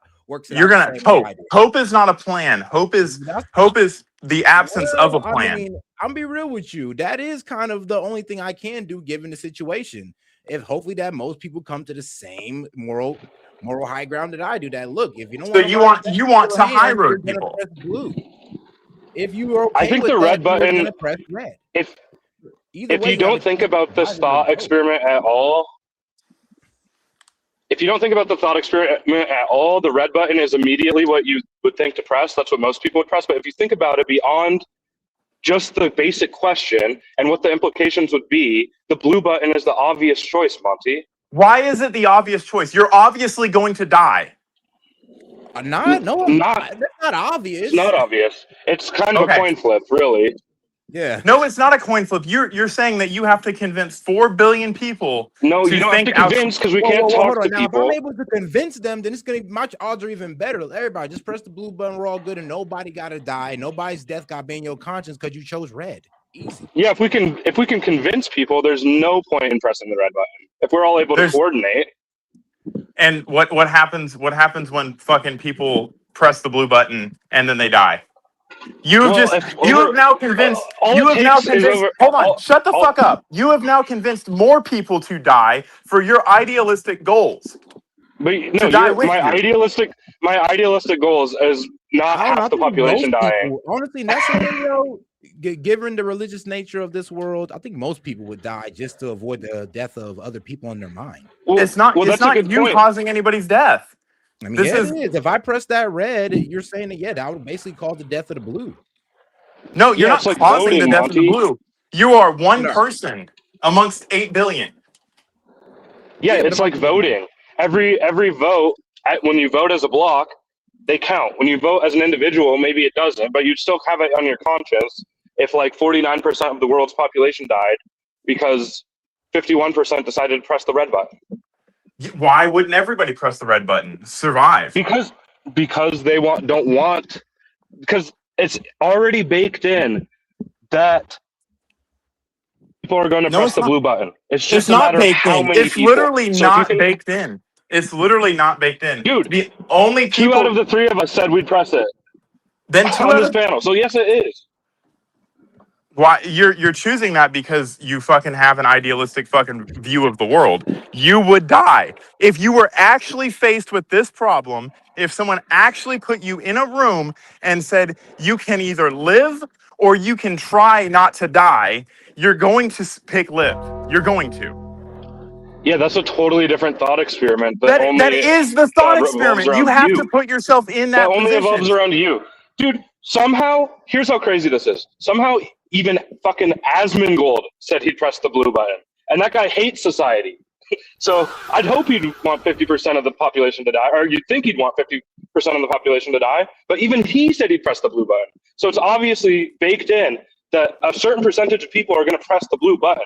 So more people Then a have to certain press percentage it, of people so are less dumb. people die. Hold on, Seth, can you look up the red button versus blue button? Fucking.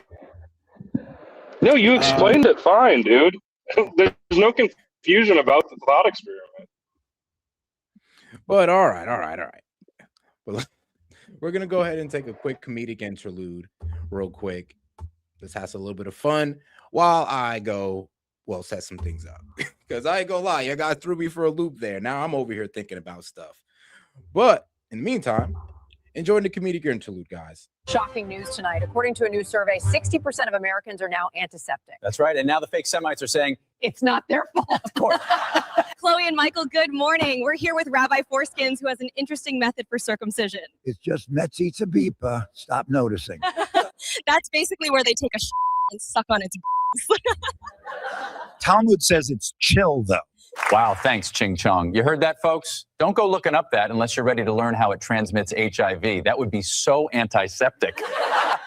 But we go live to Tom, where our favorite pizza baking competition takes place in the Goy Center. Tom, take it away. That's right, John. We're here at the Pizza Cost. What's it take to win this? We need to bake 271,000 to win. I thought it was 6 million. Nah, that would be impossible. How are you enjoying the Pizza Cost? Out of the 109 countries out here, Germany's the one struggling the hardest. They don't even have a chimney. That sounds a bit antiseptic. Hope that doesn't get us canceled. Well, producer Berg does love his pizza and grape soda. Shut it down. Fine, over 80% of the Epstein list was and 0% of the victims were, but that doesn't mean we aren't victims. My grandparents were in the Pizza Cost. Jeez, producer Berg, chill. He's so cute when he shuts it down. Anyway. Did you see that fat congressman tampering with the votes? Yep, show the normies. So here's what a crime on tape looks like. But he's chosen. So noticing is antiseptic. Shouldn't he be in jail? Yeah. Absolutely. Throw him in jail. Seriously. Dan, break it down for us.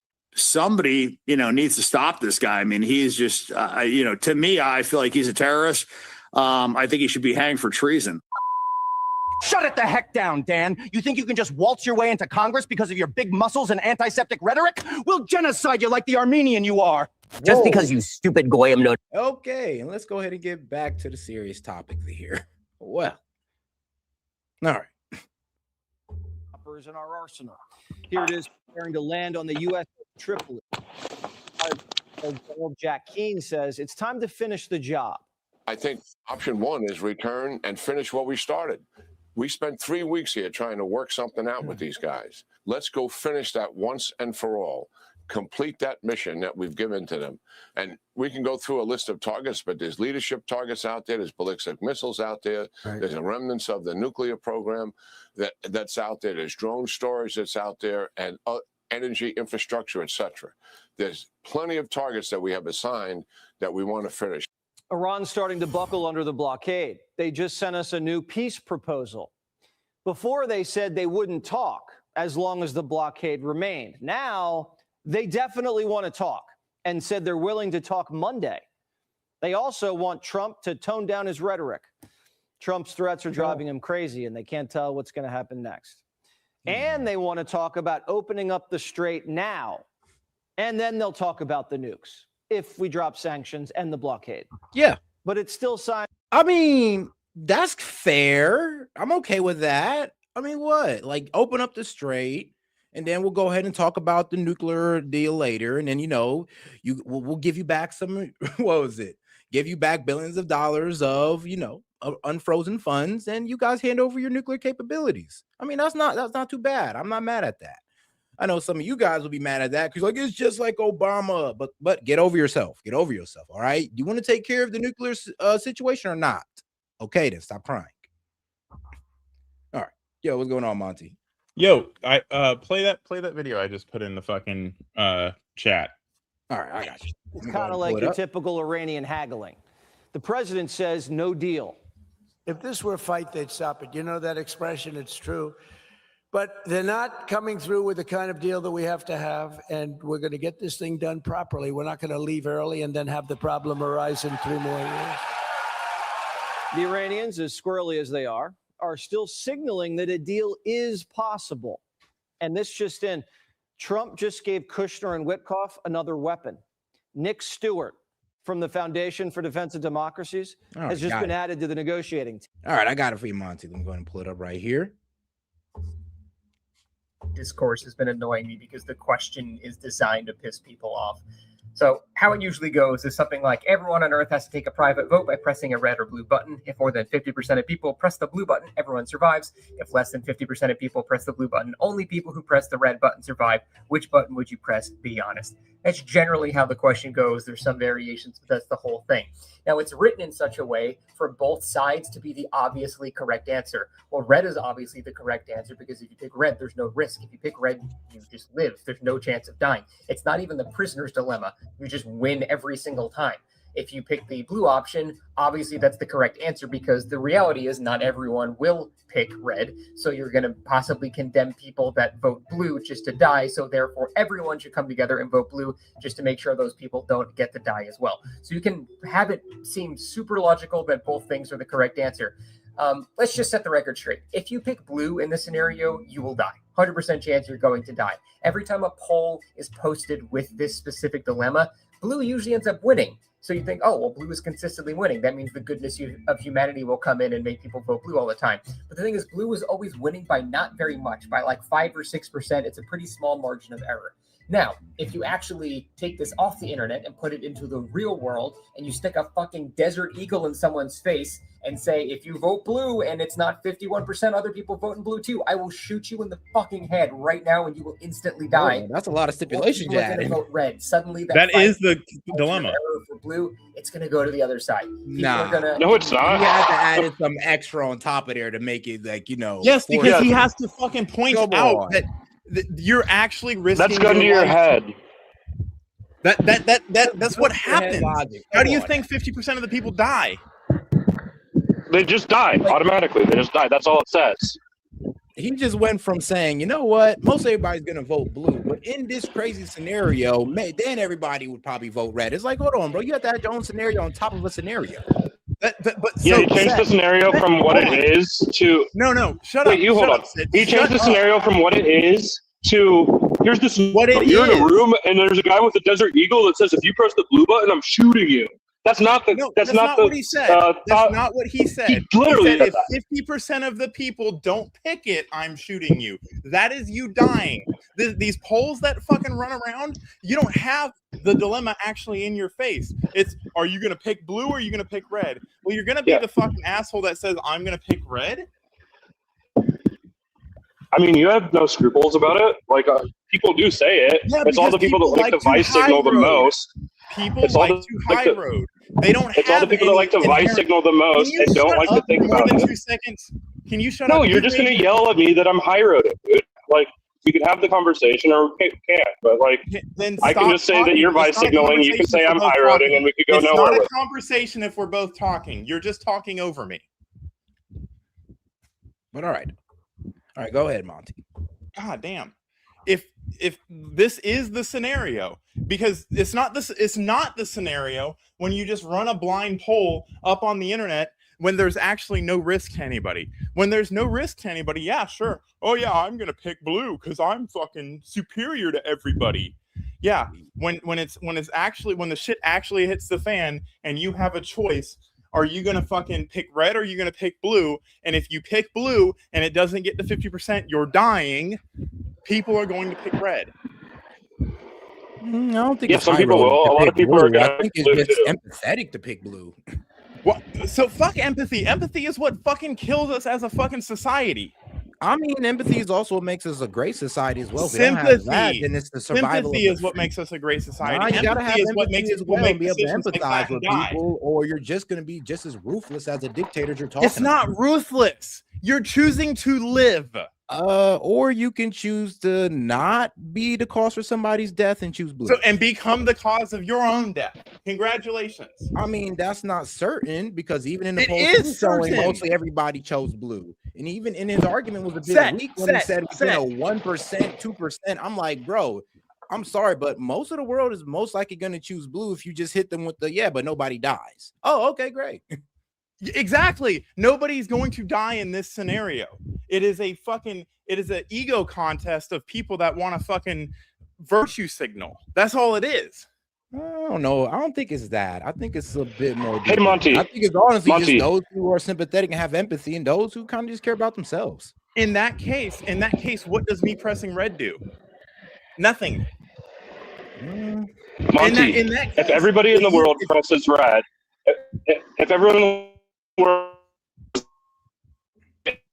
you're breaking up, Sid. Yeah, you are. Can't like he just want the reason he's so gung ho about blue is because blue is the color of the Democrats and red is the color of the Republicans, and he can't be caught fucking saying red. oh come on, dude, that's so ridiculous. If everyone in the world chooses red, everybody lives, right? Yes. Right, Monty? Yes. Not only does everybody live, If everybody in the world chooses blue, everybody lives, you're right? trying to compare it. You're trying to compare apples to oranges. If everybody in the world picks red, nobody has taken a risk to die. If everybody in the world chooses blue, yeah, you all live, but you've also taken the risk. You've rolled the dice. No, they've taken risks that other people will die. I don't care about other people. Well, then that's kind of the difference between the blue and the red. Didn't I kind of say that? Why should I care about someone that's willing to kill themselves? I mean, not really. I mean, because they press blue doesn't mean they want to kill themselves. They press blue because they don't want to be responsible for another person's death. I'm not responsible for anybody's death. I was forced The to whole thing about sacrificing your life for other people to yeah, but a cause that actually that they matters. would die. For people that want to be Monty, are you religious? No, I'm not fucking religious. Okay, do you think that the people that go put themselves in harm's way to protect other people are losers? No, but they chose to do that. I didn't choose. Okay, then why did you just say? Why would I? Well, you chose to be in the military. Did you not? That's not. What if I said, why should I care about a guy that chooses to go die for other people? Hey, Sid, here's the thing. You're more than free to choose whatever decision you want. You're free to choose red or blue. If you choose blue and it doesn't get to 50%, you die. I'm talking about you saying that one of the reasons you choose red is because you don't really care about people that are willing to risk their own lives to save the lives of others. It's not risking your life. Hold on, no. This is it is a risk. It's not built in that you asserting that everyone's going to choose red or that a majority are even going to choose red. It's just a baseless assertion. It's just going off intuition, which maybe you're right, maybe you're not, but you have no reason to believe that it's obviously going to be more than 50% that chooses red. If I'm wrong, why would I choose the one that has a risk of me dying? Well, I understand that, but I think there's other considerations to take into place. There's no other considerations. Your life is on the line right now. Imagine this, Monty. Somebody gives you two different choices. You can either choose to die peacefully right now, or you can die in the apocalypse. Which one do you choose? Because that's also kind of the dynamic of this. No, it's not. So now you're changing the scenario to things it's not. No, what do you think would happen, like I said earlier, if 48% of the world's population just disappeared? Then the percentage of the population that is so fucking dumb that they don't understand basic statistics would die, and we'd have a much smarter world. No, we'd have billions of people. Many people that make society function would just disappear completely from the earth. The people that make society function are picking red, my guy. I hate to tell you. I don't know about that, bro, because there's a lot of self-sacrificing people out here who just pick blue. Why would you sacrifice for literally nothing? When you sacrifice for something, it's for something better. I mean, let's be real. There's a lot of self-sacrificing people out here who just do For it just what? because Set, you need to have something to sacrifice for. Yeah, they don't want to be responsible for other people's death. A lot of people will sacrifice. You're not responsible. The person that's holding this fucking cockamamie fucking theory is responsible. But the thing is, though, but you chose red knowing it could possibly cause the death of another person. Therefore, you accepted that reality. Hey, Brittany, there's two buttons. One's blue and one's red. If you push the blue button, and it doesn't, 50% of the world does not push the blue button, you die. If you push the red button, you cause the people who pushed the blue button and didn't get to 50% to die. Like, it's a poll. It goes one way or the other. So your direct action of pushing a button kills people. Your direct action of pushing contributes to a bigger picture. You have a more culpable responsibility in the red button situation. Yes. I don't know what the question is, but that's my opinion. So if the question is, there's two buttons. One's blue and one's red. You have a choice to pick either. Everybody picks at the same time. Okay. You can't talk to anybody about it. You can't fucking convince anybody of anything. The blue button, anybody that presses the blue button will die if the blue button does not get to 50% pressed. If you press the red button and nothing happens, you don't die. You just fucking you were one more vote in causing blue not to get to 50%. Okay. Are you picking red or blue? All right. You have to blue has to get to 50% for the people that pick blue to live. Probably pick blue. You're gonna pick blue. Hey. Then you're dumb. No, because no, you're empathetic. Dude, you're serious. Women. Come on, dude, Monty, you knew that was a trap. Women are more empathetic and like. Monty, your theory failed when you forgot women existed. Of course, people are gonna pick blue. You pick red and nothing happens to you, no matter what. Hey, you live. If red you doesn't can't, get 50%, you still live. Everybody you can't negotiate, world. dude. You can't. You don't get to convince people in this thing. Then that's the people that die. The people that are too. It's a hypothetical situation. It's a fucking trolley cart theory. Or a trolley cart problem. But all right, hold on. I do need to read Jet Super Chat. He says people can't agree on a flag. You can't hope enough for people will. If it doesn't get to 50%, you die. I don't know, man. We got enough women in this world to pick blue. So I ain't gonna lie. In this situation, women might have saved the world. W women. Yes. Oh, I thought you were still in the death pool. No, if you press red, you don't die. Oh. No. Okay. Depending on the pool of people, I might push red. Everybody in the world. Yeah, I might push red. Yeah, exactly. All right, Monty. I don't know, but all right. Nothing happens to you if you push red. You don't live, or you don't die. You just fucking. Except you might be complicit in half the population. Yeah, I mean, the same half the population that's dumb enough not to understand a simple fucking question of mathematics. Okay, now who's doing the moralizing? The only people alive are going to be the people evil enough to press the button that kills off evil. Like, hold on. I don't know. I think it's come on now. You gotta add in the fact that if you push that red button, you will be responsible for those people's deaths. They're responsible for their own deaths. And everything would have been good. They're responsible for their own deaths. Everybody has the option. I mean, you the one who picked red, and you accepted that you'd be responsible. Like, the only way that you would die is if you push blue. I mean, but then again, you could be assuring that nobody dies by pushing blue. By red, you're risking somebody dying. No, guy push. Yes. You're forcing an issue where there isn't one. No, but it's not just us, guys. People are going to press blue. That's already built in. There's going to be millions, billions of people that press blue. The way you're framing this is like I said, you said we're told that if you pick red, the people who pick blue will die. And if you pick blue, then nobody dies if everybody can get over 51%. If you and have that, your, and a lot of people are going to take that Sid, if and be responsible for somebody's death. Sid, Be real with you. you're basing your entire life on the possibility versus a guarantee of living. Hey, can I like jump Not in here really. with I'm my gonna own assume that people are going to choose ascertainment? blue because they don't want nobody to die. This is Can I jump in here with my Nobody wants to own? be responsible for people's deaths. I mean, unless you're How is it let's start weaponized that. empathy?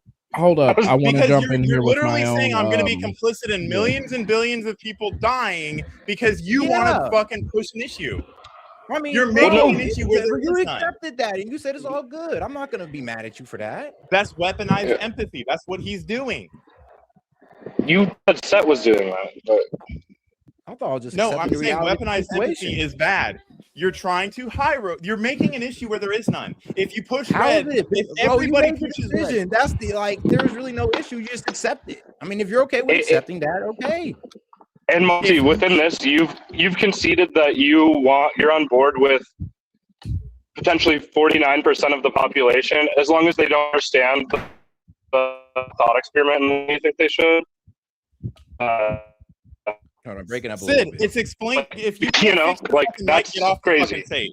If you can't fix your mic and you can't fucking afford good internet, I have a link for Starlink. Maybe you should fucking fix your shit. It is Darwinism. That is 100% Darwinism. I don't know about that. I think that just goes to show where your head's at. Well, you wouldn't. Well, There is no risk. Blue. I'm thinking everybody's not really stressing about pressing blue because, like, all right, well, I don't want to be responsible for nobody's death. Nobody dies if we all press. No blue. one's going to die if everybody pushes red. S.E.T. That's the point. I mean, nobody's gonna die if everybody presses blue. But if we're talking about the morality, but you have of to it, convince then most everybody people would to probably be press blue because they don't want to be responsible for nobody's death, just in case. Just on the Hold on. in case measure because S.E.T, you don't it's know. not the same thing. Why can you not hear me? No, I can hear you. I'm just not agreeing with you. S.E.T, it is not the same thing. You have to convince everybody to take a risk not to die. You just have to convince everybody to not fucking die. Like, those are not the same thing. Nah, because then if I was try to convince people to red, I'm be like, oh yeah, guys, be okay with taking other people's life just for your survival.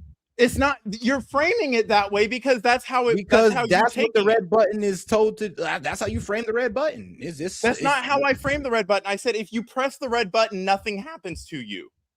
No, nothing happened to you. What happened to other people? What incentive? I mean, it's kind of like self-preservation versus self-sacrifice. Exactly. And Yes. I hear that That's argument. all the but question under that is. circumstance, That's all the question under is. that circumstance, I honestly feel like most people, seeing that a lot of people are religious people, wouldn't want that. Really? So a fucking hypothetical. You think that people are going to risk their lives hoping that I don't everybody know, else there's like risks their life? 2.5 billion Christians on this earth. There's about a whole bunch of hella Muslims here, Hindus that don't believe in taking human life. It's not taking human life. They just die. You're not killing when you anybody. phrase it like that, I think a lot of people's morality is going to speak more. If you phrase it, you're right. If you phrase it like everybody's a mass murderer for fucking catering to the dumb people in society, then yeah, I guess I wouldn't call them dumb. I just call them more empathetic than the other side. What is there to be empathetic about? What do you gain by pressing the blue don't button? want to be responsible for nobody's death, but on the other side, I guess you're put okay in a with situation where it's live or die, and your choice is for half the population to die. Can I put some rationale behind this, like some actual educational rationale behind this? Because I've been looking this up the whole time y'all have been going at it. So can I do that? Sure, why not? All right. Identity.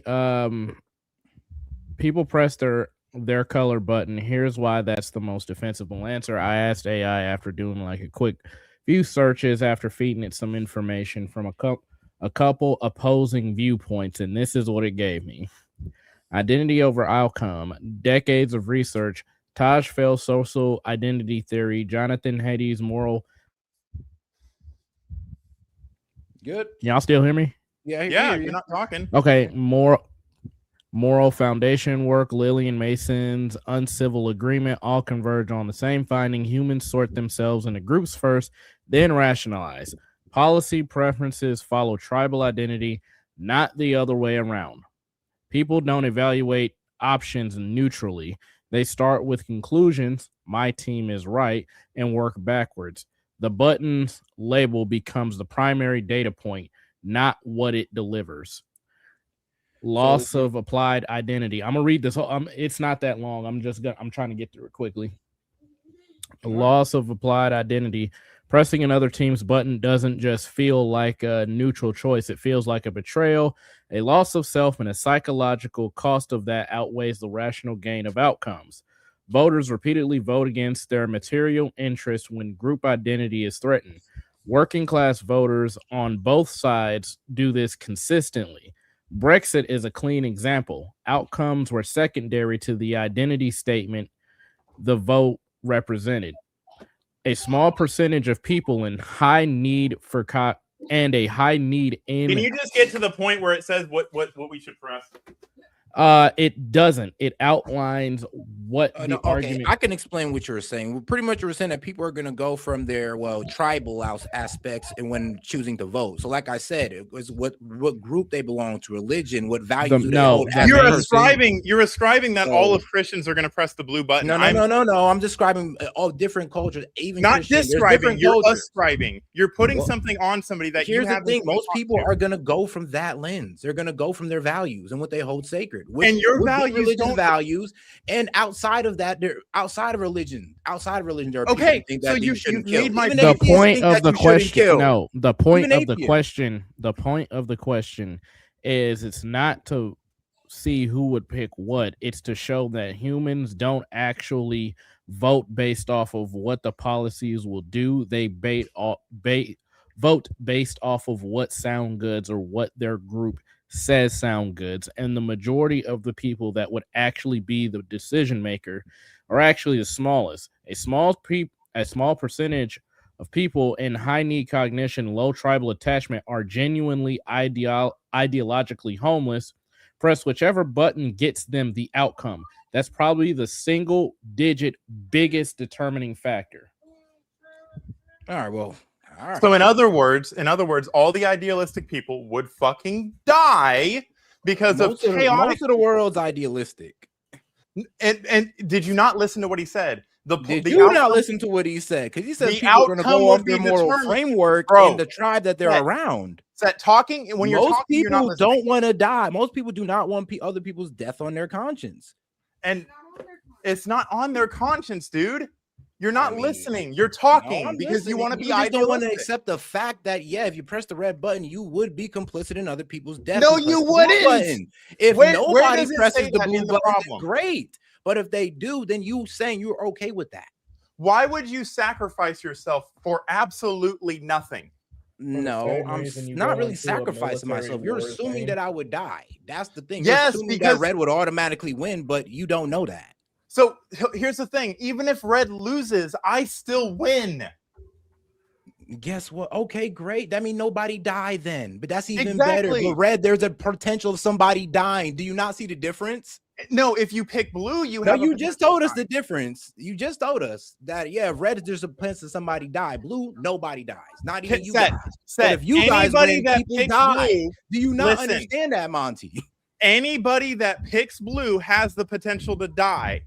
Why is that an issue? Because the people who pick blue are also assuring that the people who pick red are alive as well. The people who pick red don't really give a fuck if the other side dies. That's the problem. You're kind of exposing yourselves.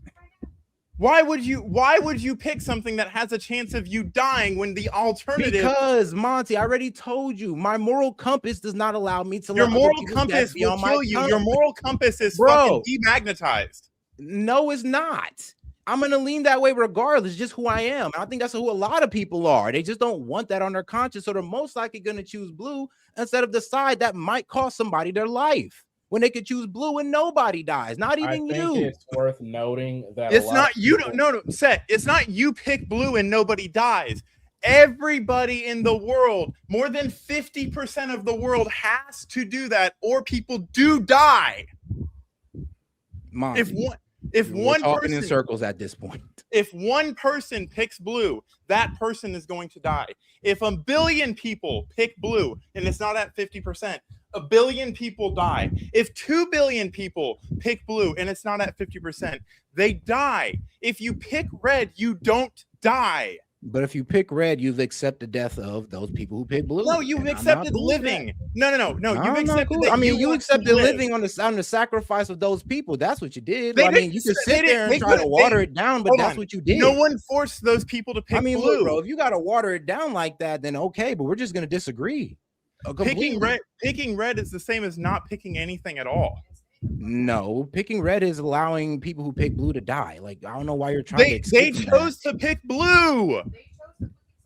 I mean, all right, Monty, we're just going to agree to disagree. You chose to pick blue. Monty, we're going to agree to disagree You made because an I issue picked where there isn't an blue issue. because I don't want nobody to die. You picked red because you're okay with people dying. That's the No, difference. you're trying to phrase And it and you're trying okay to with high that, road Monty, me. and that's You're trying fine. to high road the situation. No, That's not Monty, gonna that's the work. reality of the situation, and you've even accepted that reality. So I have to So it's die kinda because crazy how there's we're even people- arguing about this. So I have to die in order to be morally sound in your world. No, Monty, you just have to vote blue so nobody dies. How about that? I have to vote blue so I die. You don't have to, but I'm just saying you can. Vote blue, nobody dies, right? There you go. Everybody get to that 51%. There you go. Nobody dies. You vote red and you risk it, and not everybody gets to that 51%. Well, all of them die. You was okay with that. Set. You've watched Squid Games, right? Squid Games, yeah, half of it. Okay. At least in that half, typically the side that wants to stay in the game, are they the good guys or the bad guys? Or the team that wants to get the fuck out and stop risking people's lives, are they the good guys or the bad guys here? Well, it all depends on their. I remember in the game, everybody had their own self-interest for staying in, and those who just wanted to get the F out once staying in because they realized what the prize was, and those who really didn't care, they just wanted to get the F out. Yeah. So it all like just in this situation, it all depends. Are you okay with dragging all these people along who really don't want to be here for your own self-interest, or are you okay with just letting go of your self-interest and helping people get out? Letting go of your self-interest is pushing the red button and ending the game. No, letting go of your self-interest would be pressing the blue button and make sure. No, everybody's it's good. not. Set. No, you That pressing means the you red played button the is okay. game. Is you dragging everybody along with your self-interest? You're and also okay with allowing people to be continuing to risk sacrificed for lives. your self-preservation. Set. How did you fucking? But literally, the fucking buttons are red and blue to end the game or to continue the game. I'm not really sure what the problem is. You watched Squid Games and you said everybody that's fucking continuing on the game is bad, right? No, I just said everybody's working within their own self-interest. No, everybody's like the people that are trying to end the game. They're working in their self-interest. They get nothing. Yeah, but they used to get the hell up out of there and get back to go home. That's something. I mean, just because you see it as nothing, They that's get something. to live. That's the. What side was the protagonist on? What was it? He wanted to finish the game, right? Yes, he wanted to finish the game and continue risking people's lives. It is what it is. So that's the bad side. That's the side you don't want to be on. That's the self-preservation side. That's your side. No, it's not Yeah, mine. that's your Bro, side. Set, are you fucking retarded? Is your IQ No, under 100? Monty. No, Monty. We just disagree. And I guess you're just No, you're trying to offended at it ascribe to where you got to you're throw trying at to homonyms. ascribe Now your I'm morals even more onto something. confused. I guess you're a little bit too emotionally attached to the argument, so we're just gonna move I'm on. literally trying to convince you not to die. Monty. You're not gonna convince me to sacrifice other people's lives for self-preservation. I'm You're good. going to die. So you're telling Monty. No, Monty. You're telling. I mean, you're telling me. maybe, but it's not a guarantee. So Maybe, you're but it's not a telling me- guarantee. And at least I stuck to my values. You As a stuck- man, at least I stuck to my That's not values. That's how I values. go There's out. literally Go do it. nothing at stake here. I'm except not for gonna, your bro, own life. Monty. You just said you're okay with allowing other people's death for your own self-preservation. That's it. That's all. So when are you All right. registering as a Democrat, Set? Monty, that is ridiculous, bro. You're being ridiculous now. It's not Now you're being ridiculous. It's a, We're moving on. He's It got is a a- reputation as a hawk and is adamant about removing the uranium from the regime. But we're also dealing with an underground madhouse. As you know, it's a very disjointed, unfriendly leadership, unfriendly to each other. They're not getting along. They're very, very confused by what's happened because essentially most of their military has been wiped out. All right, I'm out.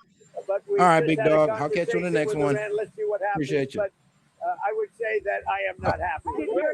And shout out Monty. Like I said, even though you be pissing me off sometimes, I do love you, bro. This is what it is. All right, shout out Monty. Leadership is very disjointed, very argumentative with each other. They come back, one says one thing, one says another. They're very confused. We're getting peace proposals, but they're not coming from the gay Ayatollah. He isn't actually in charge. The military's making him put out statements like Baghdad Bob. No Lips says our bases are paper tigers. Okay, Lips. The moderates, they want This whole gay Ayatollah bit is killing me. Bro, I swear to God. It is the funniest thing ever, though, because what was it? It was a CIA report that's suggesting that he's gay. And bro, Jesse's been running with it ever since. And it kills me every trip. I'm just like, okay, bro. Bro got a wife and kids that we blew up, but I guess that don't matter. Hardliners believe the embargo is an act of war, and they want to start shooting. They're either bluffing, have a death wish, or just want to jack up oil prices again to squeeze 47. But even though they're on their knees, they're still showing a little creativity. Kamikaze dolphins. The Persians want to strap mines to dolphins to weaponize the strait. Pause that. Don't tell me. I got some personal experience with that. So this is where I'm gonna say the U.S. has already been doing that. Kamikaze dolphins? We were actually trying to figure out how to get dolphins and sea lions to hunt for mines because, because they can hold their breath. They understand basic direction following for the most part when you can get them to listen, and they have really good eyesight. Well, a lot of these dolphins and sea lions don't exactly have the best self-preservation instincts, and they have deleted themselves probably on purpose, probably not on purpose, looking for mines. And so there was like a leak where Iranians was like, yeah, these would be the perfect kamikaze things. Yeah, what's worth noting on that is they have a tendency to run back to their trainers or the people they don't like the least. I'm sorry. So they're very vindictive. I'm sorry, but where are the animal rights people when you need them? Because this sounds like kind of wrong, but okay. Every nation does it, and yeah, if people really cared about the planet, we should probably, I don't know, ban the usage of animals and explosives. These rogues are desperate. The blockade's already forced 45 ships to do a 180. And now the Pentagon is... We are running a low on time, but you know what? I do want to get your opinion on this. So wait, not guess, dude, but gaming. What would you choose, red or blue? I'm not going to hound you on it. I just want to know. Honestly, I would refuse to vote, to be honest. Hey, I give it to you. It's because it's reminiscent of a question me and my brother thought up. It was also a thought experiment, but it was a thought experiment based off of justice. You ready for it? What's up? Okay. Your goal in this is to basically, you're going to put yourself, not literally, this is not trying to get be a heretic or anything. It's just a thought experiment. Okay? God is just, he's fair, he's righteous, his rulings are fair, equal, and just. So you're going to do your best to rule in that same position. You can't say both, you can't say neither. You have to give you have to make a judgment, and you have to do so in a way to where you come out unilaterally just, fair, and honest. Based off of all the information, whether you know it or not. Okay? Keyword, whether you know it or not. Based off of any and all information around the globe. Who had it worse? The slaves during American slavery or the Jews during the Holocaust? If that doesn't hit your fancy, who had it worse? The African tribes during the European occupation or the Chinese during the Japanese occupation? Jesus. Or if that doesn't fit your fancy, who had it worse? The Cubans under Castro or the Russians under Stalin? Stalin.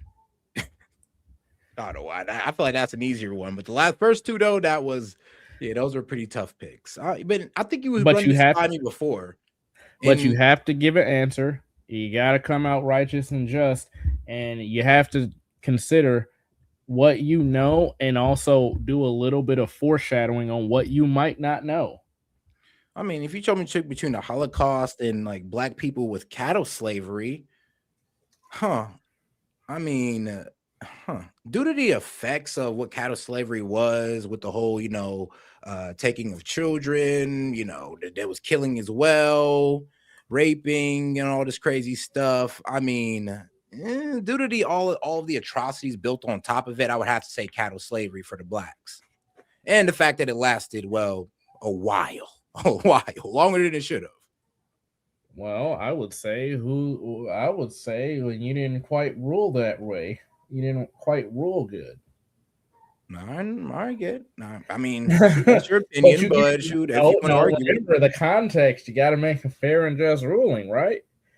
Yeah. Sometimes you run into in the point of that thought experiment is not necessarily to give you a right answer or a wrong answer. Sometimes the thought experiment is just simply to highlight an overarching point. Who suffered more? Suffering is suffering. Yeah, that's true. And I mean, both sides suffer though, and it's really hard to gauge who suffered more because I mean, we don't know their mental state. We weren't there to take notes. Mm-hmm. And one, like, hey, so after that lashing, how do you feel after that? All right, so after you right, gas. So how did you feel having to put your babies in a catapult launcher so a bunch of people could like shoot them in front of you, and then you had to go and bury them in your family? On the other hand, it's like, how did it make you feel that the wife you just married got raped by the master and then sold off while you had to watch? Yeah. How did that feel? So I'm pretty sure that, trust me, crazy amount of sufferings on both sides. I get you. And so but here's the problem though, with the whole red button, blue button thing, is that like, look, I understood the whole self-preservation side, and trust me, I get it. And I can see why people want that to be the obvious options because, oh, well, everybody just look out for yourself. And I'm just like, yeah, I get that. But I don't know. Maybe I'm just coming from a religious standpoint. But last time I checked, I don't know. My God doesn't want me to be responsible for nobody's death. Nobody at all. And I don't want to be responsible for nobody's death, nobody at all. Even if that means sacrificing myself on my beliefs, on my morality. And I don't think you should really be shamed for dying on your 10 toes as a man for what you believe in. And if this is where that picking that red button will be going against everything I stand for as a person. So if you're gonna call somebody retarded for standing on their values as a man, then I really don't know what to say. And this is where I say, like, it's not really a question of red versus blue. It's a question that's trying to highlight where people actually stand. And like I said, the whole time while y'all are talking, I was just reading different sources to get both sides of the owl's perspective. And I ran it through AI just to make sure my own point was like solidified, because I reached that same conclusion of ultimately people don't really choose anything based off of like the outcome. There's only a small portion of people that actually do. And ironically, that's the portion of the population that people tend to listen to the least. So if I already know that my decision making is not going to get listened to anyway, why in the hell do you need my vote? True. But no. Now I don't want to back you into that corner. I was about to hit you with but as a Christian though. No, go for it. Oh. All right, as a Christian though, like, wouldn't you be more compelled to pick blue just off, your religious beliefs? No. Okay. Fair. And here's why. Because what a lot of people, and that's kind of why I didn't like when Monty and Sid were, throwing the whole Christianity thing around. In Psalms, it talks about using wisdom. The Bible's littered with things that require the reader to exercise wisdom. And it would be wise for you to consider, like Jesus said it himself, consider the cost. Does a builder not sit down and consider his materials? Does a Yeah, general but we're talking not? about the same guy that sacrificed his life for all of humanity. So I don't know if that's the best guy But to use. no, here's where Jesus mean- was talking about using wisdom in that same parable. He compared his sacrifice to like using cost because the overall objective was to reconcile us back to him. He had already considered what the ramifications would be, which is why over and over and over and over and over, Old Testament and New Testament, there's a constant plea for us to turn back to him. He already knows the outcome and what it's going to be. He's considered the cost. That's why that parable that I was speaking to you earlier, consider the cost, really think about what it is you're doing. He's telling that to us about our decision making. And sadly, not a lot of people do decision making or really consider what it is that they do or the outcome that they take. They kind of just listen to the first part of a statement and then they run with it. All right. And all right, bro, we're going to leave it on that, man. I got family coming over in a couple minutes, so I'll see if I can come back on later, though.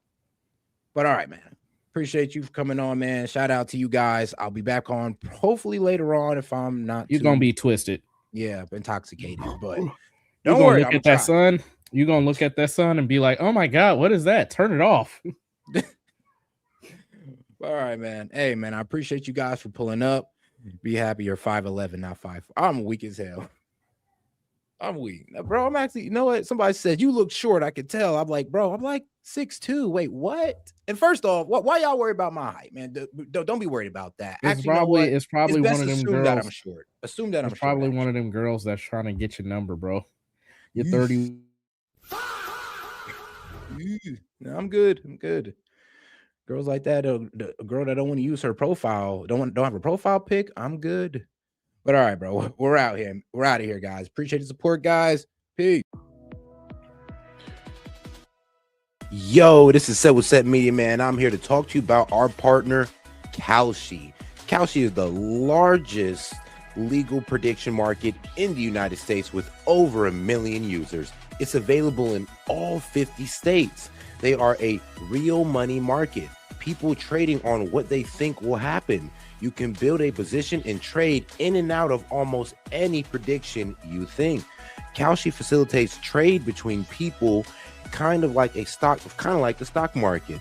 There's no limiting your trades just because you're winning. Kalshi will pay you interest on your position. So if you make a long-term trade, you can earn a return even before the market is resolved. If you want to try out Kalshi, go ahead and give them a try, guys, at my link, kalshi.com/setmedia.